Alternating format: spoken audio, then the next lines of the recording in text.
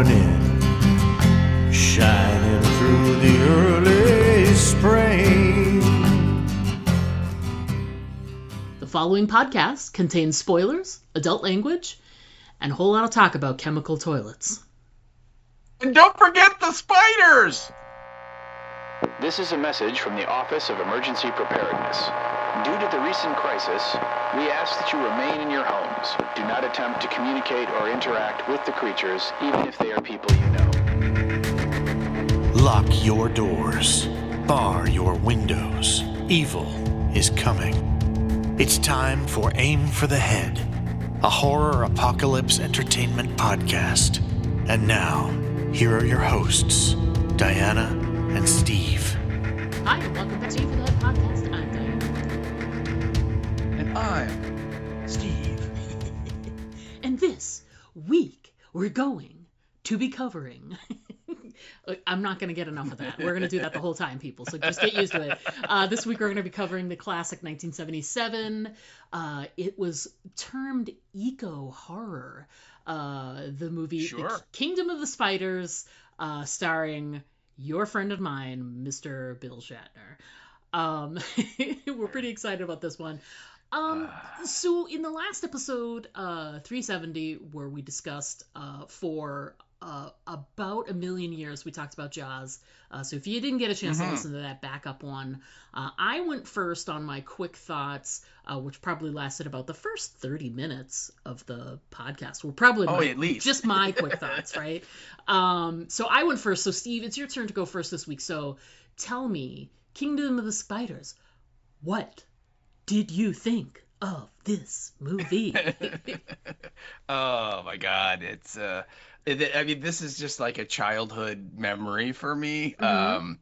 Because I did not see this in the theater. Okay, I was may be perfectly clear, but I did see it on television. I want to say in maybe 1979 or maybe 1980. So it was a good couple years after it had its theatrical release, and it just kind of always stuck with me, and I went back to it and on video in the 80s, and the various different formats and stuff it's been released on, and cable and streaming and all that, and it is without a doubt a B-70s movie with, extreme 70s cheese that I know you picked up on a lot of it in your notes. Yes. And, and it is. And I tried, when we were talking, really tried to make, at least in my head, I'm like, make sure you let her know that unbelievable and silly and a big chunk of it. Yes. And it is, but I have to say that the last 25 or 30 minutes, pretty much from when Birch Colby shoots her hand off because there's a spider on it, right? Which we'll get to.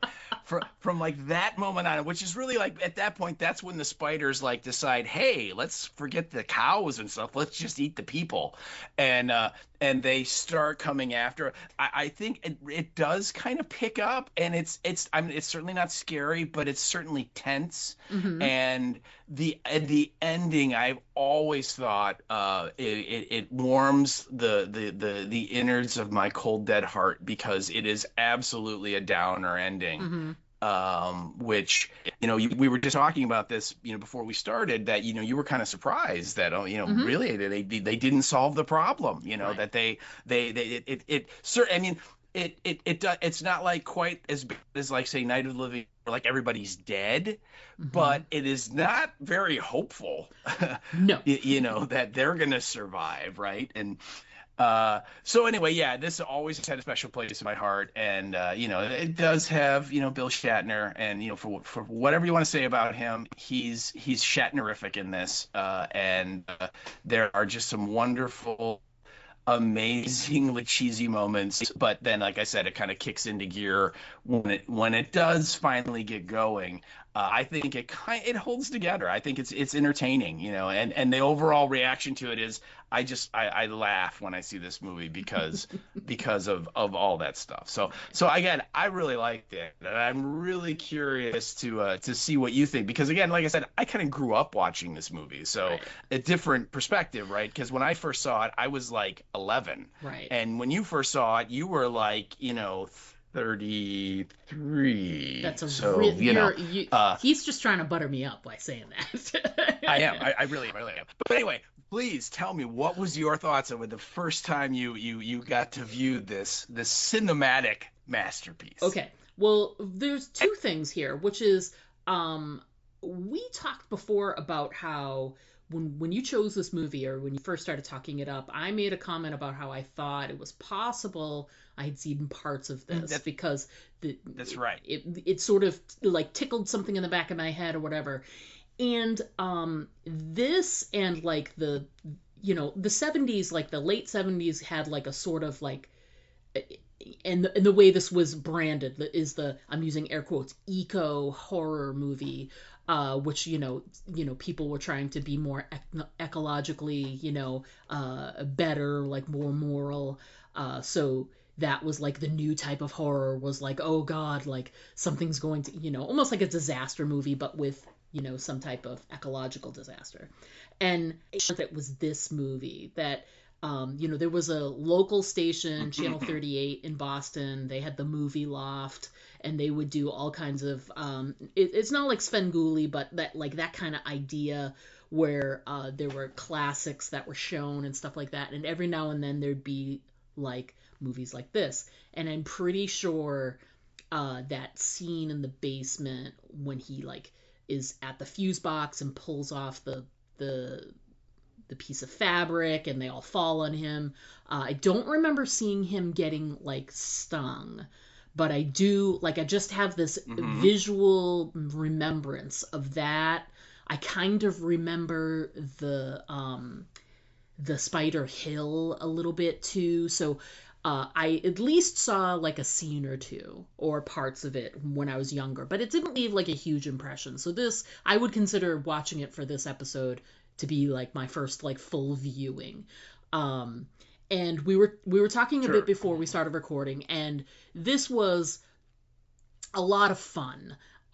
First and foremost, I was expecting cheesy. I was expecting 70s greatness, and it really delivers on that end. If you go in expecting the 70s cheesy vibe, whatever, it's definitely there.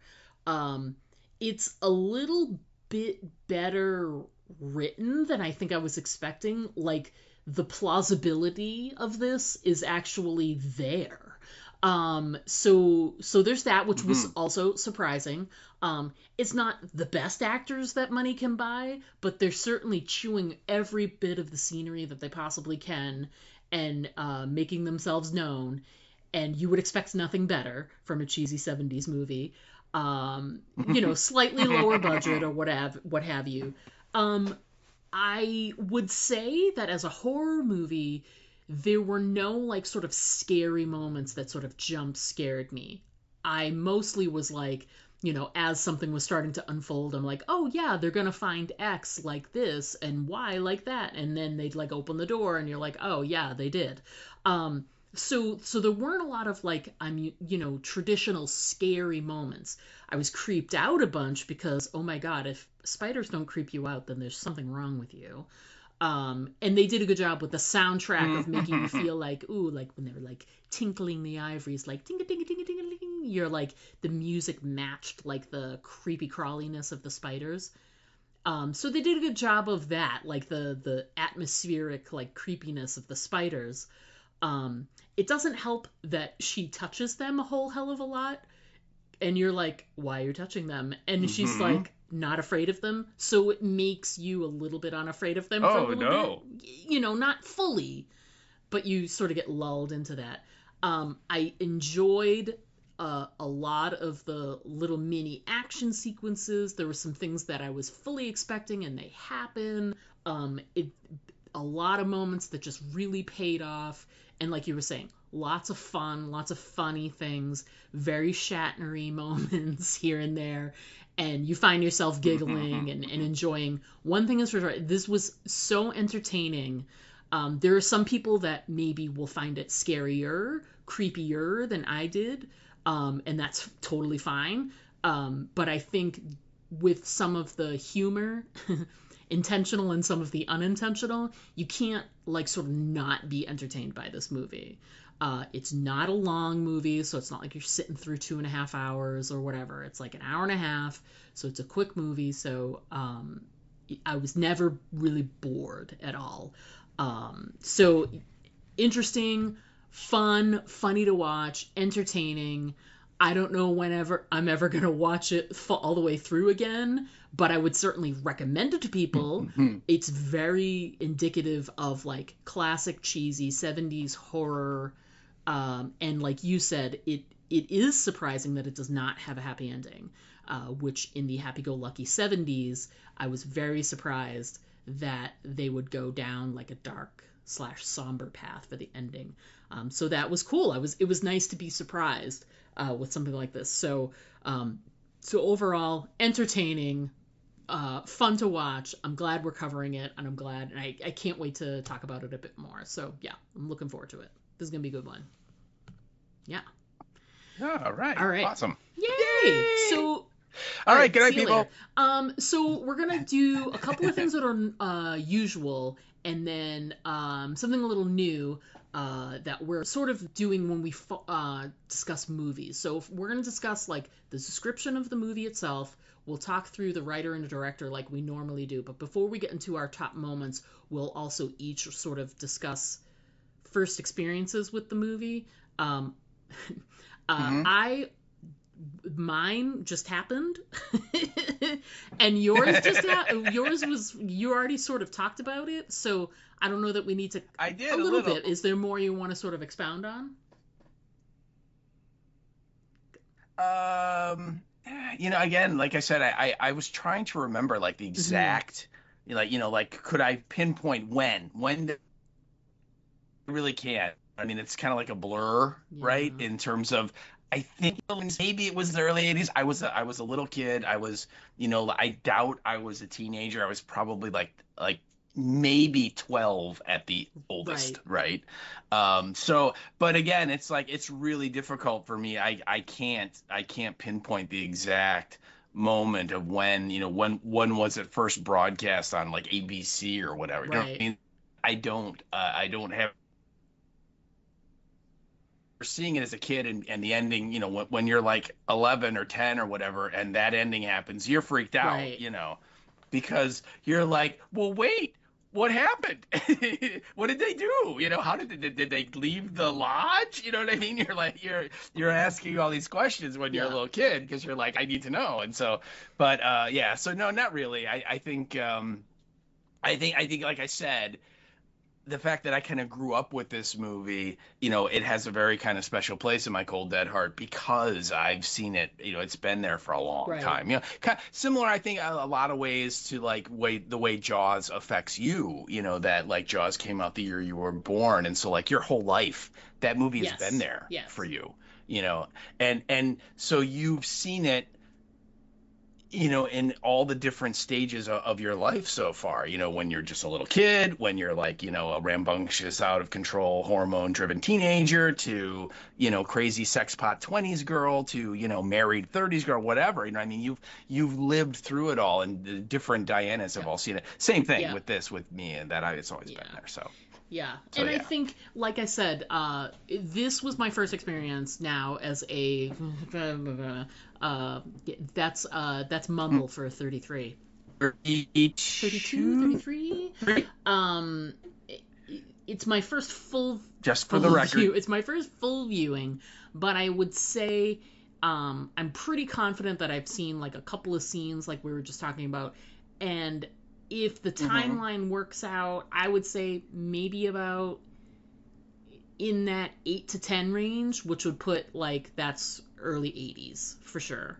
So early to mid 80s, and thinking about like where and when I was, because we did a lot of movie watching at my dad's and blah blah blah. So I think yeah, those scenes I probably saw it in that like 8 to 10 range, about which you assume is about the same for you. So yeah, good. Yeah. Good. And also, I would just point out as well that, by the way, Sven Gulli has shown this movie on his program, so it's very possible that some listeners might have seen it. I want to say he showed it maybe like back in like February, March of this year, and has shown it previously on his show as well. But so it is something that does pop up on his program occasionally. So all right, well, there you go.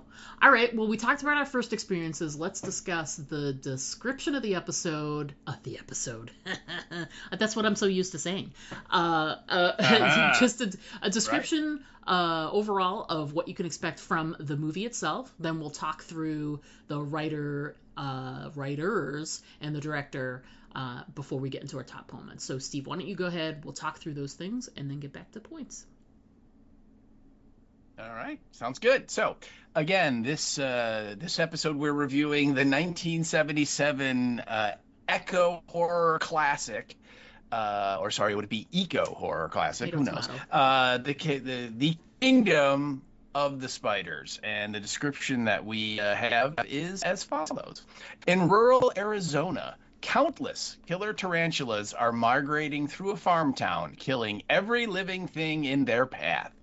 The town's veterinarian will do everything in his power to survive the onslaught. That is your episode, your film description. Film description, yeah.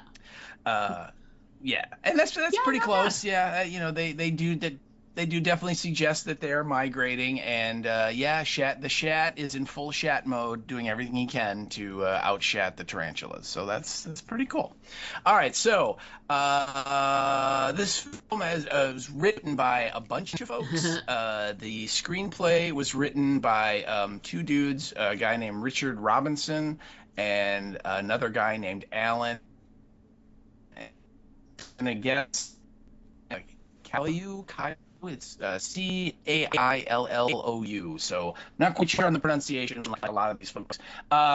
They are got a lot of movie work in the 70s, and a lot, and on Caillou's point, he did a lot of TV. He wrote a lot of TV in the 70s and even like the late 60s. So, I mean, name a genre show from that era. So he wrote for like $6 Million Man, and The Man from U.N.C.L.E., and The Voyage to the Bottom of the Sea, and a lot of these episodic television shows that ran in the 60s and the 70s. And Richard Robinson, he did not have a lot of writing, but he did write the screenplay to the original Piranha from the late 70s, which is another. It's more of a horror movie than like an end of the world apocalypse movie, but anyway, yeah, that's his other like of possibly. I wrote the screenplay, and it is based on an original story written by another pair of guys, a guy named Jeffrey Sneller and another guy. And Jeffrey Sneller is a producer on this movie. Okay. So a lot of his credits are producing as well. So that's what he tended to do. So I'm guessing he kind of came up with the original idea and then hired the other two guys to write the screenplay. Stephen Lodge, I could not find anything out about on the internet. So if you go to IMDb, it doesn't even credit him as being a writer, but on the movie itself, it does. So I unfortunately, I kind of drawing a blank. I don't know anything about you, Mr. Lodge. Hopefully, you're still with us. And if so, please send us an email and let us know what else you worked on back then. But yeah, anyway, so those are your writers. And then our director is a guy named John Bud Cardos. And so Bud is in air quotes, it is in regular quotes. And so I'm guessing that was his nickname. And he directed the majority of the stuff he directed. He made about, let's see, maybe 10, 12 films. And the vast majority of them are in the mid 70s and into the 80s. He made one movie in like 1992, and that was his last directing credit. But he directed such amazing films like The Day Time Ended, if you remember when that happened. Yeah. Which would be great because then I don't have to worry about being late for work Right. tomorrow. He also directed a movie called Mutant from the mid 80s, and it is like a straight alien knockoff movie. I actually remember watching that film. And he directed another movie in the late 80s called The Skeleton Coast, which I think people might be familiar with as well. Those were kind of the three that jumped out at me. A bunch of them in the early 70s are like, like Day Rider or stuff like that, where you're just like, what the heck is this Right. about? So, but anyway, that was kind of his thing. Clearly a B movie director, a low budget B movie director. And so that is your director and your big group of writers. So there you go. So let's talk right off the bat, I think it's hilarious that we both had the same as our first points about the movie, which is the attack on the cow. Which happens right away. Yes. And it's the filming of it is the thing that we both enjoyed the most, which is, it's sort of like from that low perspective. So you're sort of supposed to be at the view of the spider. And I don't think you actually even see a spider, do you? They just show the camera at that view. No.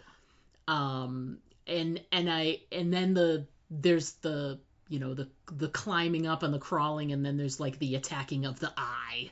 But it's just so great. great. I thought it was great. And you made a point too about how the cow was looking at you like, what are you looking at? Oh, it is. It's so. This cow is like in the it opens up and we're at the Colby Ranch, and Walt Colby and his wife, they're like cattle farmers, and he has this like calf that he is just beaming over because he's going to enter it in the upcoming county fair, and it's going to win because it's like the greatest cow ever, supposedly, right? And he's so excited, and so he lets it out into the pasture to kind of like graze and stuff, and so then shots like you said where like literally the camera is like pushing through the blades of grass in front of it, coming up on this cow, and it's hilarious because this cow is sitting there and it's like clearly looking at the film crew going like, what the hell are you guys doing?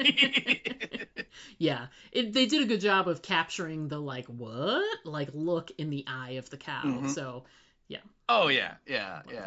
And I was going to point out to you that this is in one of my later notes too, but I was going to ask you actually. When I rewatched this I watched this like twice in like the last couple days just to kind of be up on it and everything, and we just did Jaws before this, and oh my God, the beginning they're like aping Jaws where you don't see the shark. Yeah. And it's from the shark, it's from the spiders. And I'm like, that, this is 77, Jaws was 75, got to be intentional, right? Wouldn't Absolutely. you think? I mean, usually what happens, and we know about this, is as soon as there's something that is successful, any type of genre or whatever, Walking Dead was successful, and then the next thing you know, there's a slate of like different TV shows that are about zombies or the apocalypse. So, it stands to reason when there's a success, people try to market off of that. And this was 2 years after Jaws, and you can see like some of it, like you made point about some of it. There's the mayor. The mayor's kind of like the mayor we know about, and and this would be like they've got like a sheriff and a scientific guy kind of teaming up. It's really interesting how they some of the parallels, and like you were saying, like with the carnival, the county fair or whatever, it's like in the what's it called, the 4th of July in the Jaws movie. So it's the regatta in Jaws. So it's like they set like a precedent, and there's like a thing to sort of follow, and I definitely clocked it. From some of it is the filming style, some of it is the the story or the story elements or the action items happening in the movie itself. Some of them are just like inspired by, some of them are like direct lifts. But I think one of the things that's cool is I'm sure there were hundreds of movies who did the same thing. Oh, God. But at least Yeah. in this one, like I was saying, like it was a slightly more, I don't want to say super plausible, but like the science behind it felt like it's something that could have happened. And it's not like these were like giant spiders coming to get you. They were regular ass size spiders. They were just, acting differently. And then they came up with a scientific reason why and blah, blah, blah. So if it's gonna be a movie that's sort of following that pattern, then this is a fine example of it. Some things were more successful than others, obviously, but they were they sort of followed some of the themes, and it worked in a lot of ways. It was a story that you were entertained by, which Jaws was too. There's a few more jump scares in Jaws than there are in this movie, but same thing. It's the Right. structure works for this movie. The things that they borrow from Jaws worked for this movie. So yeah, including that, like the point of view thing from the very first scene. It's great.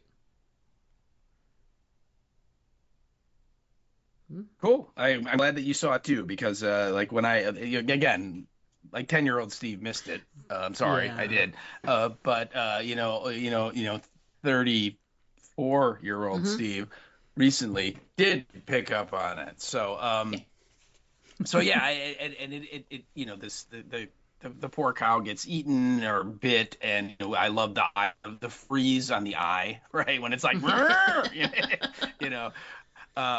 and then from there we like you said earlier, the movie's like 95 minutes long. It is super Yes. short, Yeah. right? I mean, it barely qualifies as a feature. It's so short. Right. The rule of thumb is you got to be 90 minutes to make it as a feature, be considered a feature-length movie.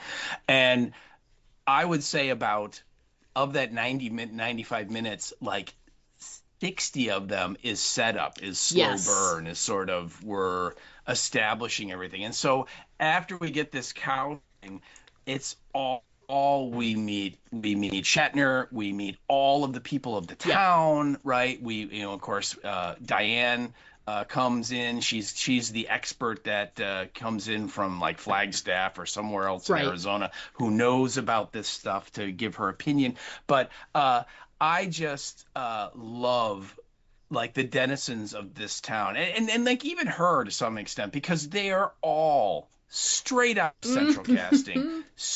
I mean, the most stereotypical characters you could imagine, right? I mean, all of the townsfolk are these country bumpkin hillbilly Right. types, Yep. right? The guy, his name is Earl, who runs the gas station, right? He literally has the bag of chewing tobacco in his breast pocket, showing, right? Right. And is constantly spitting tobacco. The mayor is again, he's like the hillbilly version of Mayor Vaughn from Jaws. And instead of wearing the coat with the little anchors on it, he's got like the cowboy shirt. Yep. That kind of two-tone shirt, and like the rope tie. Yep. And all that. I mean, you know what I mean? And then sure thing, that kind of guy. And like one of my favorite characters in this movie is the guy that comes to the gas station who needs the new tire, and his name is Clyde. And what is hilarious, he's the guy who Yeah. in that opening scene. And what I love about it is that he's driving this like white kind of like old beat up station wagon, and if you look, he has like a cow in the back seat of this car, and you're like what? It's so great. And like I said, even Diane and she's kind of like from the 70s, she's kind of like a very stock character of like she's the independent woman who has a hard time with men because they look down on her and don't want to listen to her because she's a Right. girl. And I mean, it's a lot of those kind of themes that were obviously very, very much prominent in 1977 with the whole women's liberation movement that was going on at that point, and how women were kind of finally getting a chance to like not just be housewives and all that kind of Right. stuff. So, but I laugh at the cast because they are just straight out of Central Casting. I mean, what like which who was like what your favorite, not counting Shatner, who was your favorite like supporting character from Oh, this movie? Colby, without question. Colby's great. The Okay. farmer, especially the scene where they light the Mm-hmm. hill on fire. Go back to hell and damnation. And I Gonna burn you out, you damn Yeah, and spiders. I'm Oh yeah. curious. So like Colby and his wife Birch, there's a little age difference Mm-hmm. there, or is it just me? No, I was gonna ask you. Yeah, Colby looks like he's like, I don't know, Birch's like grandfather? 50. Yeah, and Birch looks like she's like Yeah, 27. yeah, I mean, it's a yeah. little weird. Of course, Colby is played by Woody Strode, is the name of the actor, and Woody Strode was like one of those dudes who was like he was a successful like college football player Oh, and like a decathlon athlete, and then he transitioned into movies. And like I think the most people would recognize him or go, oh yeah, that's him. He is in Spartacus, oh, and he plays the gladiator in one like one of the champion gladiators that at one point he and Kirk Douglas have this big fight scene. ah. So I think that's what most people would know him from. But yes, I was going to ask you about the if you thought there was a little age inappropriateness Oh, going hell on yeah. there. Hell yeah, hell yeah. Yeah, but I would say yes, inappropriate, but still I Colby is everything that I want in a 70s movie with someone who I'm so excited to learn more about the fact that he's not an actor, he's a an athlete turned actor, which makes so much sense. Hmm. Go back to hell where you came from. So great. Oh yeah, So great, so yeah, great. yeah. So yes, the cast, great. And like you said, central casting, absolutely. Every single one of them. For me, I also wanted to point out that, like, right off the bat in the beginning, and then throughout the film, in all of its different dramatic moments, this soundtrack is fucking killer. it is it Isn't is it? Isn't it? amazing. And while we're at it, Yeah. big props to our pal, friend of the podcast, Joe, who put together a little bit of that musical interlude you got at the beginning. You'll be hearing more of it later. Yes. So Oh big, yeah, big yeah, thank you, Joe. yeah, yeah. But yeah, the opening song and it is crazy awesome in its cheesiness and its 70ness, and it really lays the groundwork right off the beginning for the tone of the movie in terms of like exactly what era you were in when you could have your eyes closed and go, oh yeah, we're in the 70s.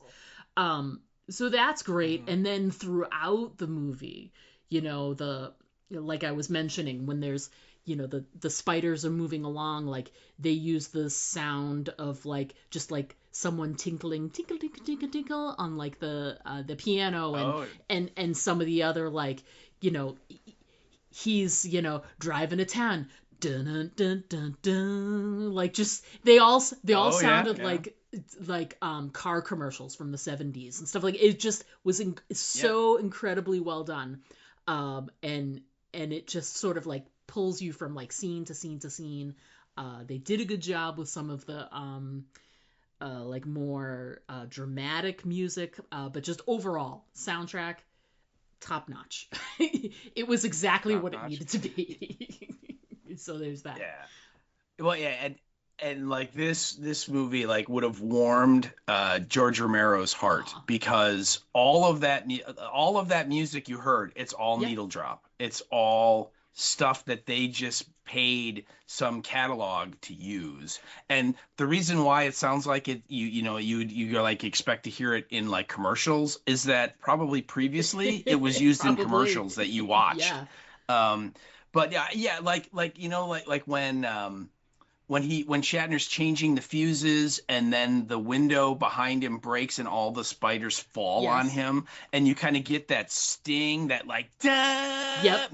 that total needle drop standard, like something crazy happened music that yeah, you're absolutely right. And it's all, and again, it just, for whatever reason, for me, it just Oh, yeah. works, right? Even though you're like, wow, it's just, yeah, wow, needle drop, but and then they hired that guy, Dorsey, whatever his name is, and he sings and performs 4 songs supposedly in this movie. Although the one that everyone knows is Pleasant or Peaceful Verde Valley, which is the opening and the closing music that we hear in the opening credits and the closing credits. Right. And that's the one that our buddy Joe kind of did his little spin.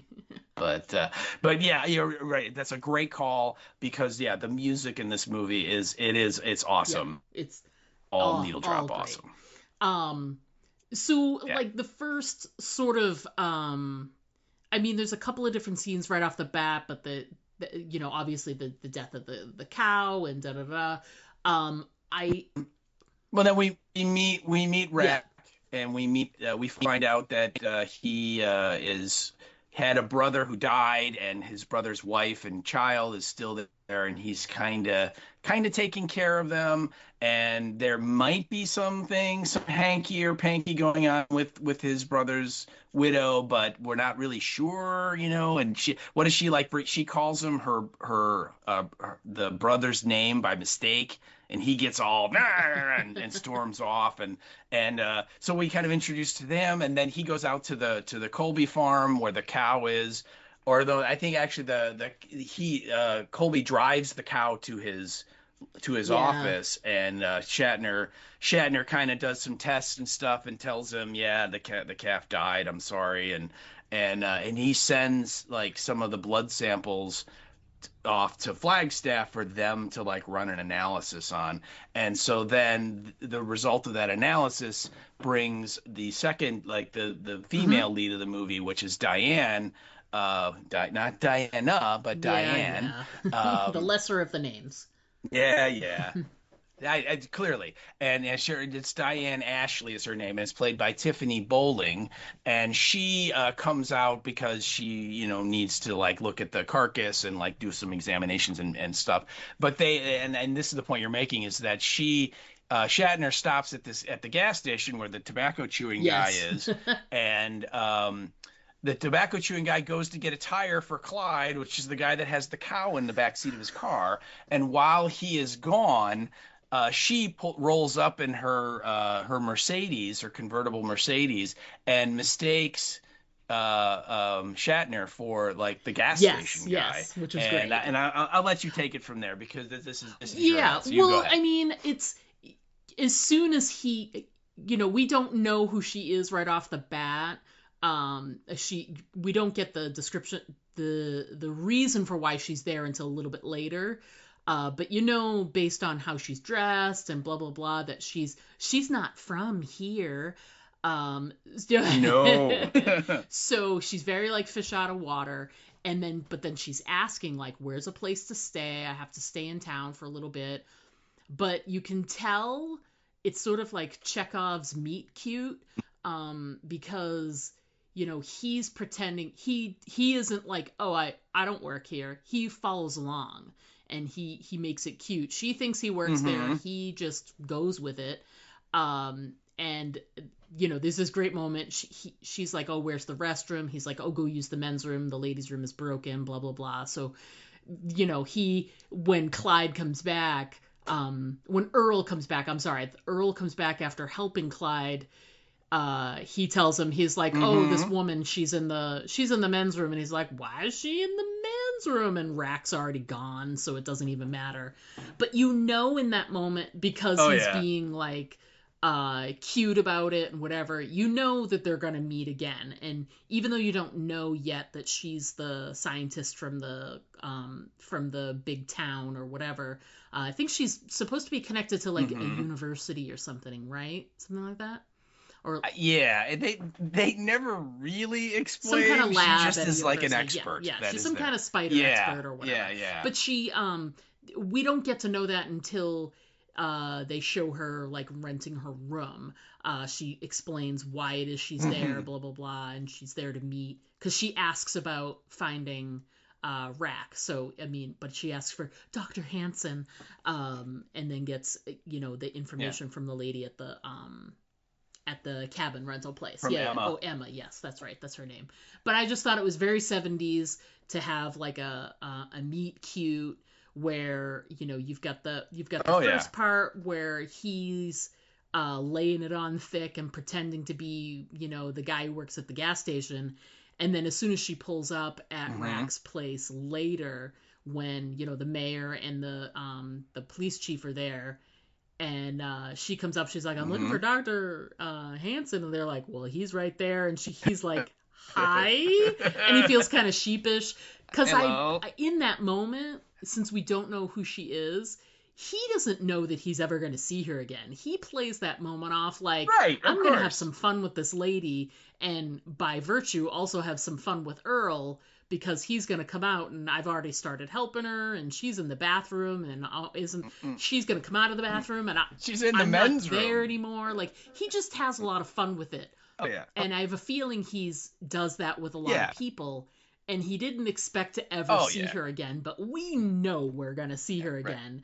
So when she shows up again, it's like, it's really funny. And it's crazy how like right off the bat, he's trying to be all flirty and whatever with her. And she's like, I would like to see the dead cow. Please bring me to the cow. Like, Yeah. Oh, yeah. She's having none of it. Yeah. I first of all, we have to acknowledge, Shatner's rocking this like salmon colored shirt in these scenes. Oh yeah. He's very colorful. Which is great, right? He's very colorful, and we're not talking about his personality. That's for sure. No. But I always look at that scene as because she immediately goes, well, you work here, so will you please, fill up the tank and don't get any grease on the paint or something. And he's like, no, ma'am, don't want to do that. So I think the reason why he goes into like, well, I'm going to have some fun with her is she already kind of slighted him by just dismissing him as the gas station guy.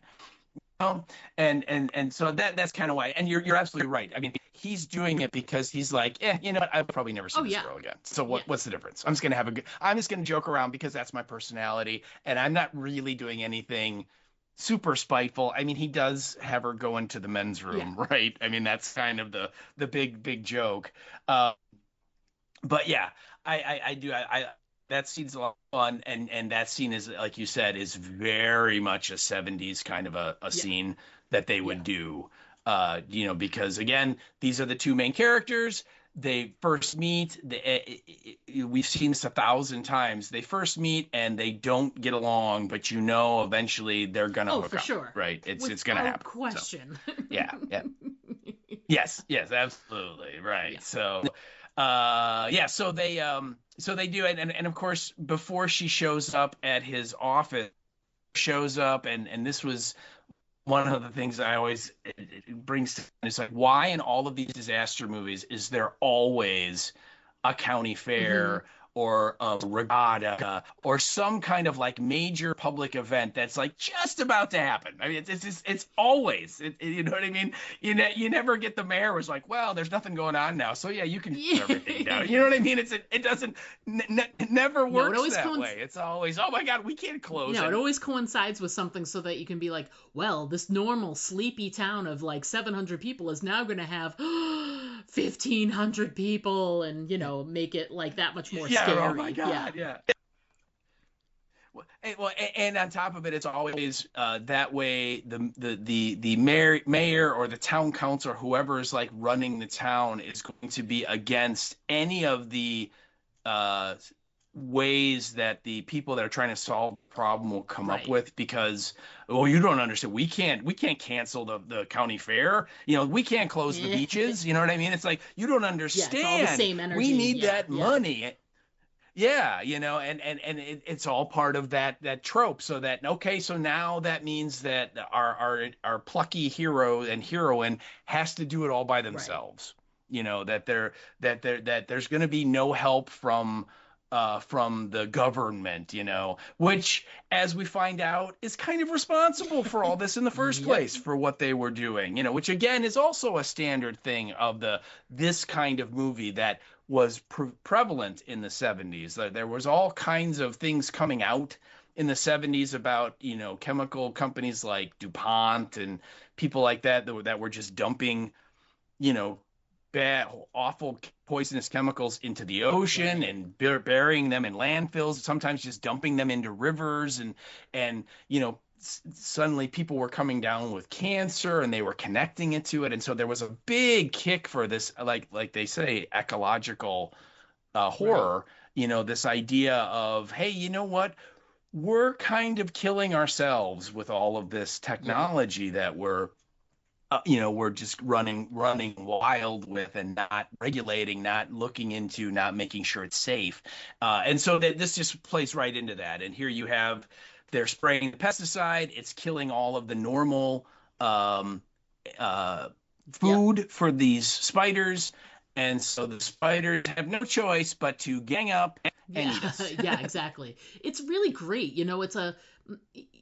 We've been having a lot of discussions these days about, there's the big class action lawsuit about Roundup and all of the cancer causing, between microplastics that are in everything. There's a lot of conversation about, Mhm. um, things like that and hitting the food stream, and there's concern Oh, about yeah. like bees these days, and all of that stuff. So it has that same sort of tone, and it's completely believable that the use of pesticides, and they directly talk about DDT, which is now actually outlawed. Oh, You they can't even do. use it anymore. Oh, yeah. But Yep. it makes sense that you would have stuff that becomes resistant. I think I actually saw a story about that, about not necessarily animals, but it's something to do with in in farming, that there's the Roundup is becoming in the some of the stuff that they're using for to keep down weeds, etc. in farming, it's becoming resistant or whatever. So it's or something along those Hmm. lines. So it's certainly Sure. not implausible that the pesticides would mess with the food chain enough where it would create a situation like this with one particular type of animal who has lost its food supply, and then just works together with the rest of his compadres to be like, hey, buds, let's take down that cow over there, and then we can all eat for free. Yeah, there's some good Oh, eats over yeah. there. Yeah, right. Absolutely, right. Yeah. Oh, and it's kind of, it's a little side personal note. When I was a wee child, like 5, 6 years old, I can remember my grandfather spraying the up in Wisconsin. My mom's family owns some property on a lake, and Hmm. we would go up there for vacations and stuff, and he would spray DDT up there to kill Oh, mosquitoes, wow. because it was legal. I mean, it was not frowned upon, yeah. And so, I mean, I have memories of him. They had this, like, sprayer that, like, clearly had been built in like the 1930s, and Wow. he would load it up. He'd like he'd get a big, I can't remember if it was a drum or if it was just like, gallon jugs or whatever, but he would load it up and he would drive it around and spray up into the air, and basically everyone's like, go inside the house and you can't come out, kind of all settles. And yeah, I mean, it was a total thing, and again, not uncommon. I mean, this was a product you could buy, and the government said, yeah, it's Yeah, cool. and sure. and then a lot a lot of stuff started coming out about it and how icky it is and how bad it is for not just killing it, because it doesn't just kill the insects, it like kills everything. And so on. And then, like you said, eventually in like the I want to say like probably right around the time of this movie or maybe a little after, it was banned and declared you can no longer use it and stuff. But I do have memories of people using DDT. I'm old. Just crazy. Yes. It makes me think too, like even in my little town out here, they pay, I think it's like in the spring or whatever, or just before it's going to start to get hot, or right as it gets hot. I don't know. It doesn't affect me because it's in the town area. They spray for mosquitoes. Yeah. And when they do, the spraying, they're like, close your windows and keep your pets in. And I'm like, okay, but then what do you do? Like, you got air conditioning that's pulling in the air from the outside, right? Right. I know. Yeah, I know. Well, and then like all those insects that are exposed to the DDT, the birds eat it, and then they get it in their system, and it's. And again, another side note, one of my high school jobs, I worked for a mosquito abatement unit for Cook County, and so I drove one of those trucks that sprayed the stuff. And you still have all of your fingers, which is great to hear. I do. I did not turn into a spider. I was very disappointed. I'm like, this is my chance to be a superhero. Could have been a Spider-Man. But I know, but no. So we get these great, like, sort of establishing scenes where, we first meet, Diane, and she has her little meet cute moment later at Rack's place, and she looks at the cow and all of that, but they decide, oh, well, we'll go together to the farm tomorrow. But things really start to get moving once Diane and Rack go to the Colby's farm. And yes, because that's when things really start to ramp up. Right now, we didn't see how many spiders there were. We just saw the one. No. And then I think we also got the scene where because it's the next day, but we get her in her cabin where she has the one. And isn't that I like that scene was kind of flipped, because you were expecting her to open the drawer and be like, ah! Because it's a horror movie, right? Yeah. But she's like, oh, look at you in there. And she picks it up and whatever. And it's not what you're expecting. And you're like, oh my God, I'm so grossed out by this. But I mean, it makes sense. If this is like her field, what she's studying and she's going to school for, it's like clearly she can stand being around insects. Wouldn't it? I mean, why would she be doing this otherwise? I know. It makes sense, but I don't have to like it. No, that's right. Yeah, and we should say the spiders in this movie, they're tarantulas. So they're these things that sit in the palm of your hand, and they're furry. And I mean, tarantulas are really cool, but there's a creepy factor to them. There's no doubt. Oh, yeah. And also, I just want to point out, by the way, that when she goes to Emma's and I'm just going to use air quotes here, and rents a cabin, yeah, you know what? It was $11 a night for a cabin. Okay. I mean, when we go to shows, when we travel, like a hotel room, like when you go on vacation and stuff, like a hotel room now, just a room in a hotel is like upwards of like $200. And in 1977, she got a cabin for $11. $11. I know. It's I love those moments when you're like, can we go back? Can we go back in that time? I mean, I don't want to go back to the Spider Town, but I would like the $11 accommodations. Anyway, the excitement really starts to ramp up, the creepiness, the creep factor, when they go to visit the Colby farm. And the best is like you get there and it's like he's calling for his dog and they're like they can't find the dog, and I'm like, well, I don't know if you've seen horror movies before, sir, but your dog's never coming back. Or if he is, he's not going to be in good shape. So they're trying to find the dog, and then Diane and Rack show up, and they start talking to Colby about stuff, and then his wife comes out of nowhere and is like, oh, the dog. What was the dog's name? Jake, I think. I found Jake. So they all Jake. Go running, and they go and find him, and Jake's laying on his side, and there are are there spiders directly on him, if memory serves? Find the dog. No. When the bull comes crashing, it has spiders in it. But the dog is just laying there. The dog is just lying there and has all the welts, where it clearly was bit or stung multiple times. But no, they don't. But they, again, by this point, she's already suggested that it's spider venom that is what killed the calf, and Shatner kind of was like, well, that's crazy, because a spider can't kill a 200-pound calf. I like the line I wrote down was, you want me to believe that a 200-pound calf was killed by a spider?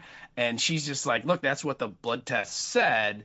And so then they go out to the Colby Ranch, and then they find the dead dog, and she sees the bites, and she's like, man, this could be the work of the spiders. And that's when Colby's like, that explains that massive spider hill I just found. Yeah. And I love the way he does that, because it's like, he doesn't say it in the beginning.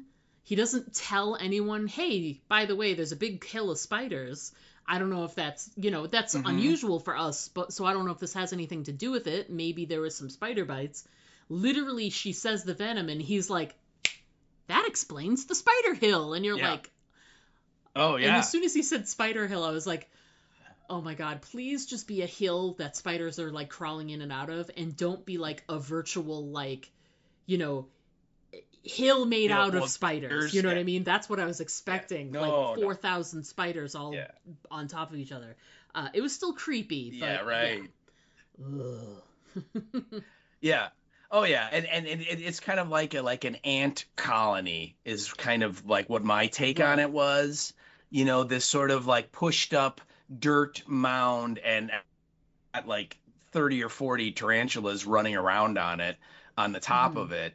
And of course, Diane is taking pictures with her camera and is just marveling at this, and is kind of pointing out that this is just so abnormal, that it's, spiders don't do this, and that's one of the reasons, like, because like I said, Shatner is like questioning, like, how could a spider kill this 200-pound calf, and it's like a single spider couldn't do that, and she's like, yeah, but a whole bunch of them could.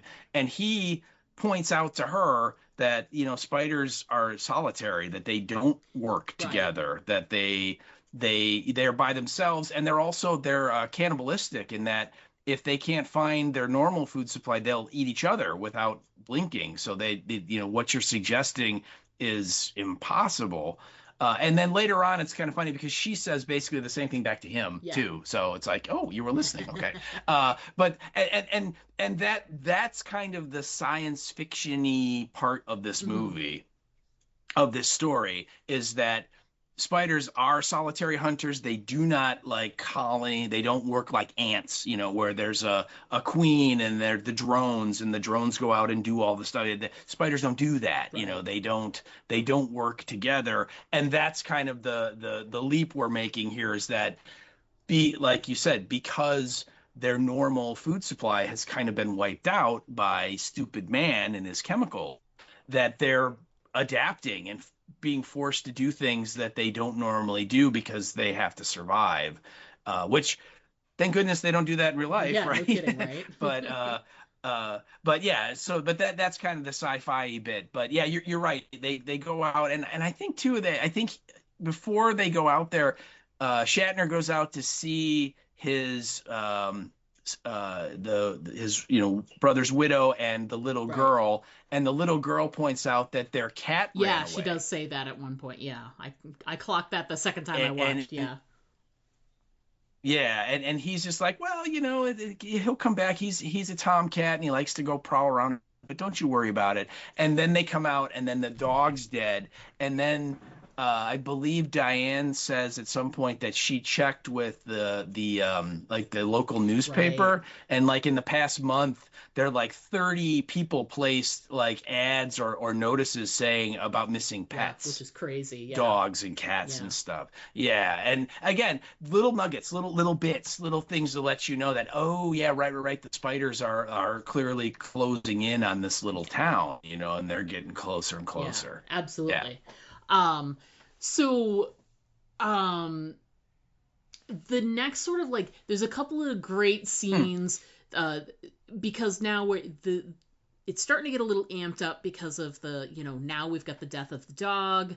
The little girl says the cat is missing. You can sort of see like the writing on the wall for certain things, but then you end up, of course, in having an interlude of, of course, Diane and Rack have to go to dinner because that's right. Of course. And the way it happens, where he like picks her up and throws her in the car. Oh my God! It's so yeah. like. I know. Oh, the cheesy goodness. Yeah. But the dinner does reveal some good stuff. That's when, they're talking through a little bit more about the pesticide stuff, the way the spiders could be reacting, but they get some more personal stuff, which you get the line that you included, which was him talking about his brother. It's so classic. Oh yeah. Yeah, this is like, to me, the greatest line in the movie, and Shatner nails it in all of the cheesiest way you could do it. Yeah, which she asks him, why do people call you Rack? Because everybody in the movie, when she is asking for him, is like, oh, you mean Rack? And he tells the story of like, he has a kid brother, and when they were younger, his kid brother never worked, and Shatner always kind of teased him that, hey, you're not going to have any money to go out on Friday night with the girls because you don't have a job. And invariably, every payday, his brother would get him into a game of pool and would just wipe the floor and take all of his money. And so he would have all of Shatner's money, and the brother would laugh and kind of joke and say, rack 'em. And that, it just kind of stuck, is what Shatner kind of goes, it's just, people just started calling me Rack. And so Diane goes, oh yeah, does your brother live around here somewhere too? And it's just so great, because Shatner just kind of, his head just kind of dips down, and he goes, no, he got killed in Nam. And then there's this pause, and then he goes, second day he was there. And it's, oh my, it's just so great. It's like, why, Mr. Writer or writers, why did you have to make it the second day he was there? Couldn't he have just died in Nam? Wouldn't that have been tragic enough? Oh, it's so great. No, we had to up the ante and make it like doubly tragic. Even though like in the midst of all this, it's got to make it like, oh God. Yeah. Oh it's so great. And so they finish dinner, they go back to her cabin, and I think like took a spider from the spider hill, so she has one, and they take some venom from it, and she's like, we'll send this off to the lab, and they then decide they should burn the spider hill at night rather than like wait in the morning, because again, she's sounding the alarm that like, look, this is not normal. Spiders do that. They don't live in hills like that. And all the missing pets, the dead dog, the calf. I mean, it's like, the spiders are clearly attacking larger and larger animals. This, we got to do something before it gets out of hand. And so Shatner's, let's go burn it right now. So they head over there. There's Colby going like, Rack, I'll burn that hill right now.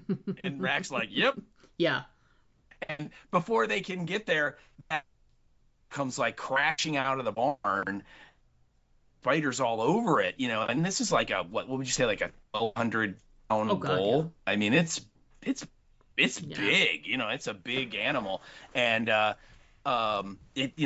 spiders kill it. And at that point, I think that's when Diane says, we gotta deal with this now, because what's to stop the spiders from, if they can take down a bull like that, what's to stop them from coming after people? Right, exactly. Which is like, yep, they're gonna. Yeah. You're right. And so, but anyway, so then they get that great line that Colby gives when he lights the anthill or the spider hill on fire. Oh, it's great. So he's just like, oh, to hell with you, and back to hell where you came from, etc. It was, what was great too about that scene too is that all the way up until then, You know, like there was even in the scene when they were finishing up their dinner, when she's talking about the theory of the spider venom, and he still is like, I don't believe it. And she's like, would you believe this Yeah. if a man told you? Oh, yeah, Which yeah, was yeah. great. But it's still a theory. Uh-huh. You know, she's saying the venom came from a spider. They're all like, it doesn't make any sense. So when the bull crashes through, the big thing that happens is, like you're saying, the bull is covered in the spiders. So this is your evidence of her theory Yeah, is direct. correct. You know what I mean? So it's good because everybody can sort of like, you know, go, oh, okay, she's not just making this up. Yeah. So the outcome of they set the thing on fire. Colby makes his, go back to hell. But what's great is like, I love when horror movies do this, when they take the camera and they pan down a little to show you a little secret that the people can't see, but you can see. They can't see it. Yeah. And they show the back of the hill. There's like another little hole, and the spiders just start crawling out of that hole. So they're not on fire. They're just sort of escaping the fire the back way. Escaping. Yeah. And by the way, I should point out, if you watch that scene again, you can see that it's clearly like a pipe that the filmmakers have put into the dirt, and that they're somebody's on the other end is like pushing the spiders through so they'll come out. But it's like, Jesus, guys, you couldn't even like cover up the edge of the pipe so we can't see it. Right. You know what I mean? It's just so obvious. It's like, hey, look at that. There's a pipe in the hole in the hill. You know, I mean, yeah.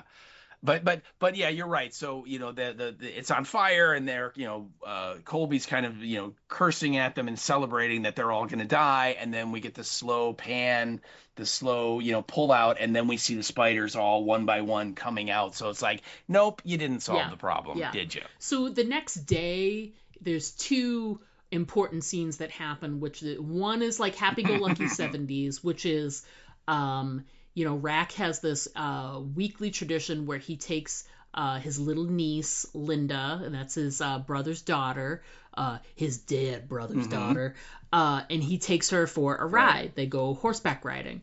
And he brings Diane along for fun. And of course upsets his brother's widow, who, the last time they saw each other, they're making comments about how, like, you flirt with your brother's wife, but you won't commit to her and whatever. And it's like, what does she say? It's like you're buying the cow, but you're throwing away the milk or something.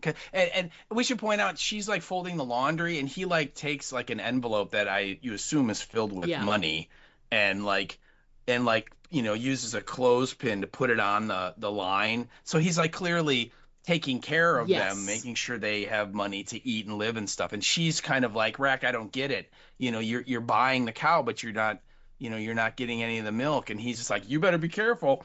I might come over and milk you one day, and she's just like, well, make sure your hands are warm. And so, yeah, they're clearly flirting. And something could happen. And yeah, then it's like, dude, what are you doing bringing another woman? And it's just like, not and smart. It upsets her while she's inside, and there's all this drama with that. Oh yeah, cry. But then they leave anyway, and they go on their little they go for the horseback ride, and they also have like a little picnic.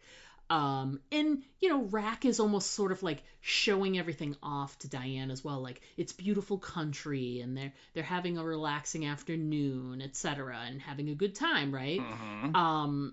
And meanwhile, they're at one point they're sort of standing on the edge and looking out at like sort of the vista, and you can see the highway, and he's like, oh, there's Colby, because he can recognize the truck. And there was an earlier scene where Colby's like, I'm just going to go into town. I need to clear my head or whatever. And he leaves the house, says goodbye to his wife, and is like, you stay inside, don't go in the field, yada, yada. So that we had that scene. We had the them going off on the horseback. They're out having their little afternoon, and Rack sees them. Is like, oh, there's Colby in the distance. And then at the same time, we got the two different scenes, which are at the picnic. You see like Linda is playing near the edge of like the brush, and we get the spider point of view. coming toward her, and you're we do. And it's got like the tinkling of the ivories, but you're expecting like it's really like you want to hear donna donna donna because the spider's coming towards her. It's spider point of view, and it's closing in on Linda. Meanwhile, at the same time, Colby's in the truck and he's driving along, and you see like one spider come out from like behind the chair of the front cab of the truck. And then the next time they cut back over to, there's like 2 or 3, and there's one that's like very dangerously close to his neck. And meanwhile, so you know that there's like tons of spiders in there, and they just are slowly making their way to the front. So he, for some reason, reaches up and he brings the visor down. The visor. And when he does, there's a spider there, and it falls on his face, and he's like, ah! And next thing you know, they come out of the it's so amazing. Crawl out of the woodwork, and they're all over him. And he's like, ah! And obviously, you know he's gonna crash, and they show him like crash. But then at the same time, you know, Linda's playing near the edge, and she comes very close to the spider, and just as it seems like the spider's about to get her, Rack's like, okay, it's time to go, let's go. And so she like moves away, she dumps out her like pail of dirt that she was playing with, and it goes right on top of the spider, and you see it sort of moving around, it's like she just barely missed it. But these two like action-filled, like creepy scenes, and don't get me wrong, as soon as he's driving in the truck and they showed the point of view inside the truck, I was like, oh yeah, he's going to get attacked by spiders without question. And it really sort of played out exactly how I was expecting it to. And I was very, very, very pleased that I was, A, that I was correct, and B, that it did play out that way, because it was everything that I wanted to see. You know, it was all, it all happened the way it should have. You know what I mean? So there's that. And I'm trying to think, what's the next scene, like the next major scene that we get after Colby crashes? Oh, Rack comes upon them to help out. The sheriff shows up, and there's like a tow truck there, and not only has he crashed, he's like crashed like into like a ravine off the road. So the car is like down about 50 or 60 feet, from the road. And so then as the sheriff gets there, and the deputy's there saying, hey, somebody was behind him, this truck, and it just sort of lost control and veered off to the side, which, he's getting stung by a bunch of spiders. I get it. I wouldn't be focused on driving either, and then Rack pulls up with Diane and Linda in the car, and he's like, hey, do you need some help? And the sheriff's like, yeah, sure. And so they go over, and then he immediately recognizes that it's Colby's truck, and they kind of get a rope, and they kind of, walk their way down this hill, this very steep hill, and they get down there, and they're trying to open the door and look inside the cab, and they're pulling on it, and all of a sudden Colby's body kind of slides out into view, and he's all been like cocooned by the spiders, like they do with the fly, which is great. and you get this great music, Sting. It's funny. It's so good. And so that's kind of the next bit. And so then they go back to the sheriff's office, and Diane's making phone calls, and she says, yep, I talked to the university or whoever she works with, and they're going to send, and I'm going to use air quotes here, in a few days. Of course, the mayor is like, well, we got a problem, and I think that's when they find out there are like 20 more spider hills on Colby's property. So it's not just the one; there are 20 more, and so the mayor is like, well, here's what we're gonna do: we're gonna spray DDT everywhere and just kill them. We're gonna use the best poison we have, and of course, Diane's like, you can't do that. That's bad for the environment, and it might not work on them because spiders are extremely resistant to poison anyway. And Rack chimes in, and he's like, the problem is that it's very close to the town, and that stuff is extremely poisonous to humans, and the mayor's having none of it because he's like, you don't understand. We're gonna have ourselves a county fair in 2 weeks, and all these we can't have spiders running around, and he not grasping at all the jeopardy that they're all in, right? He's just thinking of the money and the having the fair. Um, and so they go to the guy that he's referred to as the Baron because he flies the biplane crop duster, and he loads up all the pesticide, and Rack is like, be careful over the town. He's like, you got it. And what does he like draw like a really bad spider on the side of his plane before he gets in there, you know and so he takes off and he's flying around and he starts doing his crop dusting, and kind of like with Colby, we get this shot of like looking down on him in the pilot seat, and you see there's like 3 or 4 spiders crawling up his legs already, and again you're like, oh, they're in the plane. Yep, they're in the plane. and they he doesn't really notice until there's like about 10 of them on them, and then he starts like screaming like a little girl. It's pretty bad. And he's like ah, ah, and then he immediately like lets go of the stick and is no longer flying plane. And again, I get it. Like there's like these big spiders in there, and they're probably biting him, so I'm not blaming him. It's just funny. And and so the biplane is going all out of control, and it's flying over the town, spraying, and of course Rack and a bunch of people are on the ground going, what the hell's he doing? Yeah. And ultimately he like crashes into the gas station, and it blows up in this big fireball, and so now it's like even more serious and more critical that what's going on, because first of all, they didn't really spray any of the hills that they wanted to spray, and clearly something is going on, and so I think at that point that's when they're like, we need to go back to the Colby Ranch. And so the sheriff tries to get Mrs. Colby, Birch, on the phone.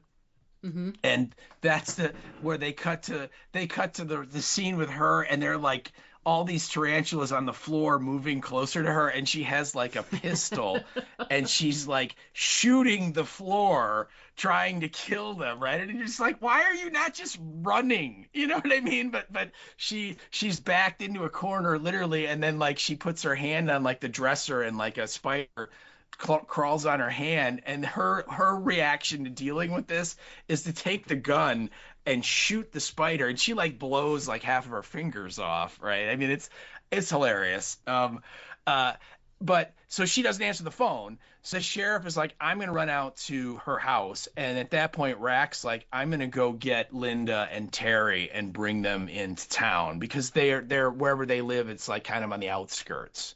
Yeah. So that's where they head off. Yeah. And it again, at this point, once she like blows her hand off, once Birch does that, I think the movie really kind of it kind of takes off, and it moves a little quicker, and I think it's pretty good. It's, again, is it scary? No, it's definitely creepy though, and they're certainly ramping it up, and it's like getting worse and worse and worse, and the spiders are like, they're like going to overrun the town, and I think it kind of works. I think it kind of holds together. I agree, and it's basically like from that moment on, where Birch shoots her hand stupidly, it's basically every scene there's a new like dead person.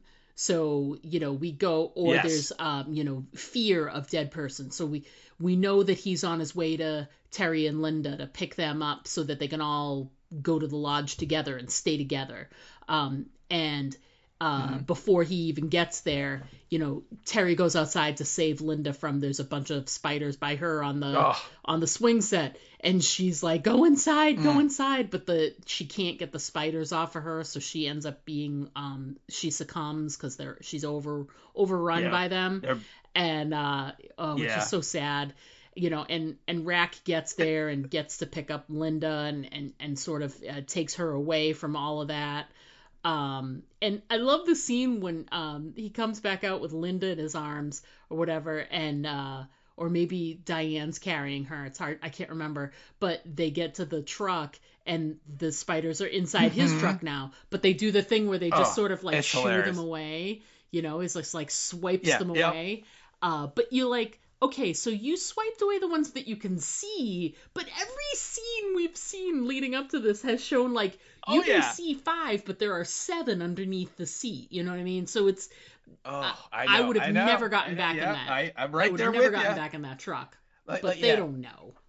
Yeah, the movie I think does a really good job with like what I will just call giving you when you're watching it the heebie-jeebies. Yes. Because just for what you just said, because you're right. You see like the 6 or 7 spiders that are on the seat of Rack's truck, and you're like, yeah, but how many of them are underneath the seat and behind the seat and underneath the steering wheel? You know what I mean? It's like, I'm not getting in there. No, I'm not at all. You know?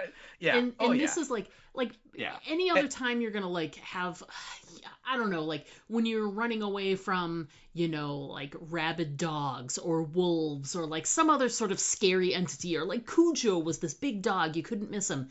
These are like small like animals. Like the tarantulas are a small animal, and they can like get through these little cracks and little areas, so they can sort of come in and out of like very small areas. It's very creepy, which is one of the things they do really effectively. I mean, just including spiders in general as this part of the story is gonna just by virtue make it like a creepy crawly kind of movie.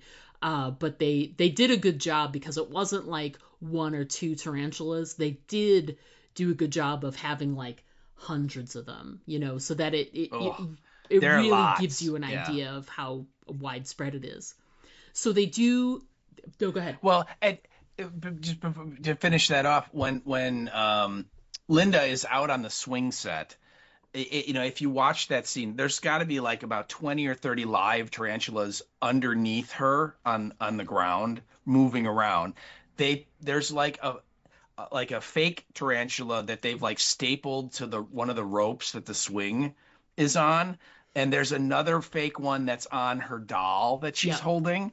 And then if you look at the fence behind her, there's like a wire fence, and there are like these like fake spiders that they've clearly like attached to the fence like every couple of feet. And again, when you watch it, it's very impressive the first time you see it, because you don't really focus on them and go, oh, well, those aren't real. Those are just things they, you know, plastic ones or fake ones they put up, and it helps sell the idea that they're just overrun with spiders, they're all over the place. But when you really kind of watch it again and examine it, it's silly. You're like, oh, come on, those are all fake, they're not real, you know, they're not moving, they're just sitting there. And I love that when Terry sees all the spiders and she goes tearing out to help Linda, she brings a broom with her. Yep. And she's like sweeping them away and stuff, and then she succumbs. And I have to say, and this is a good thing that I really liked, is that when Shatner gets there, he kind of clears off all the spiders from her, and he picks her face, and you can see I thought a really good job with the makeup, because she's got like 5 or 6 big welts on her, like her cheek and her forehead and her chin, and it really helps sell the idea that you know what, she got bit by a lot of these things, and they like even to the point where she started to swell up a little bit. And I thought that was a really good bit. What's great is it's our first time really seeing that kind of injury, because you know, we didn't really see what hurt the calf. We didn't see, all we saw was the dog was dead. We saw the bull had the spiders on it, but we didn't see the injuries. Colby was wrapped in the spider webs, so he was sort of cocooned, so you really couldn't see his face or his skin. And so this was your first time really being able to sort of see that kind of stuff on the skin itself. So it was the first time, and they like you said, I completely agree. They really did a good job with the makeup to make it look like she had just received a bunch of like bites and welts all over her. It's creepy and well done. Yeah, it was. Yeah, it really was, and it's a really simple effect, but they did it really well. So you got to give Yeah. them props. So their plan is to hole up in the lodge, and so it ends up being Emma, not her guy who works with her. I forget what his name was. Yes, Fred. but she goes out to look for him, and he's like in like a shed somewhere, and it's the same thing as Colby. He's just sort of laying there, and he's like cocooned. So it's another person who died. Cocooned, and we see like the webbing all over his face, and we just didn't. There's no like welts or anything, but clearly he's dead. So it's Emma, and it's the Johnson family, the ones with the RV, Mr. Chemical Toilets. Right. And it's Vern and Betty Johnson are those two. And then Rack, Diane, and Linda, right?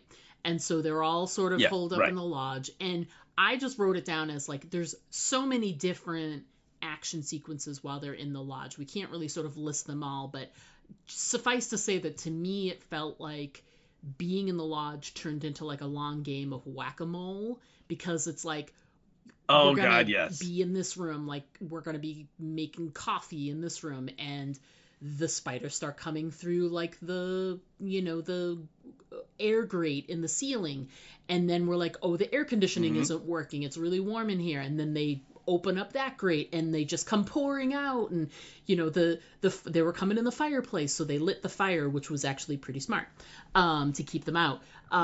But it's like every time they go to like try and relax, they start coming in a different method. There's so many of them on the glass, it cracks the glass, and blah blah blah. And it's just literally like, how could you possibly relax in that environment, because every time you turn around, like someone's screaming because they're like, oh my god, there they are again, oh my god, there they are again. And you mentioned it later, but they started in these like final scenes using like the chemical fire extinguishers. Which was so interesting. Yeah, it was so interesting to watch. I've never seen anything like it before. Yeah, and then I think it's because Diane, points out to them that will kill them, that the spiders, the chemical fire extinguishers will kill them. It's an effective way to fight them. And as opposed to Birch trying to shoot them with a gun, and so they round those up, and you're right, it's sort of like they're literally putting out fires, because the spiders are just getting in from every possible way. And my note about the whole sequence in the lodge is that it has a very Night of the Living Dead feeling to it.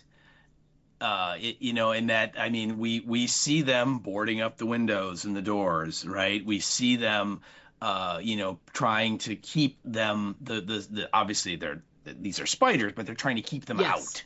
And so it kind of had that I again don't know if that was purposeful or not, but I certainly got that vibe, just because whenever you have people that are like, we got to board the place up, it's like, yep, Night of the Living Dead time. I get it. I did clock that as soon as they had like they were boarding the windows and using nails, because we had this conversation about Night of the Living Dead where it's like all you have to do is lean against them or push them, and they, if you do the wood on the outside, then that's much more helpful, because anything that leans up against the windows will just reinforce the wood. But if you've got the wood on the inside, anything that leans against the glass is just going to push the wood out of the, and the nails out of it. You'd think, as soon as I saw that, I was like, is that really smart? I'm like, oh, how Night of the Living Dead of them. Yep. Oh, yeah.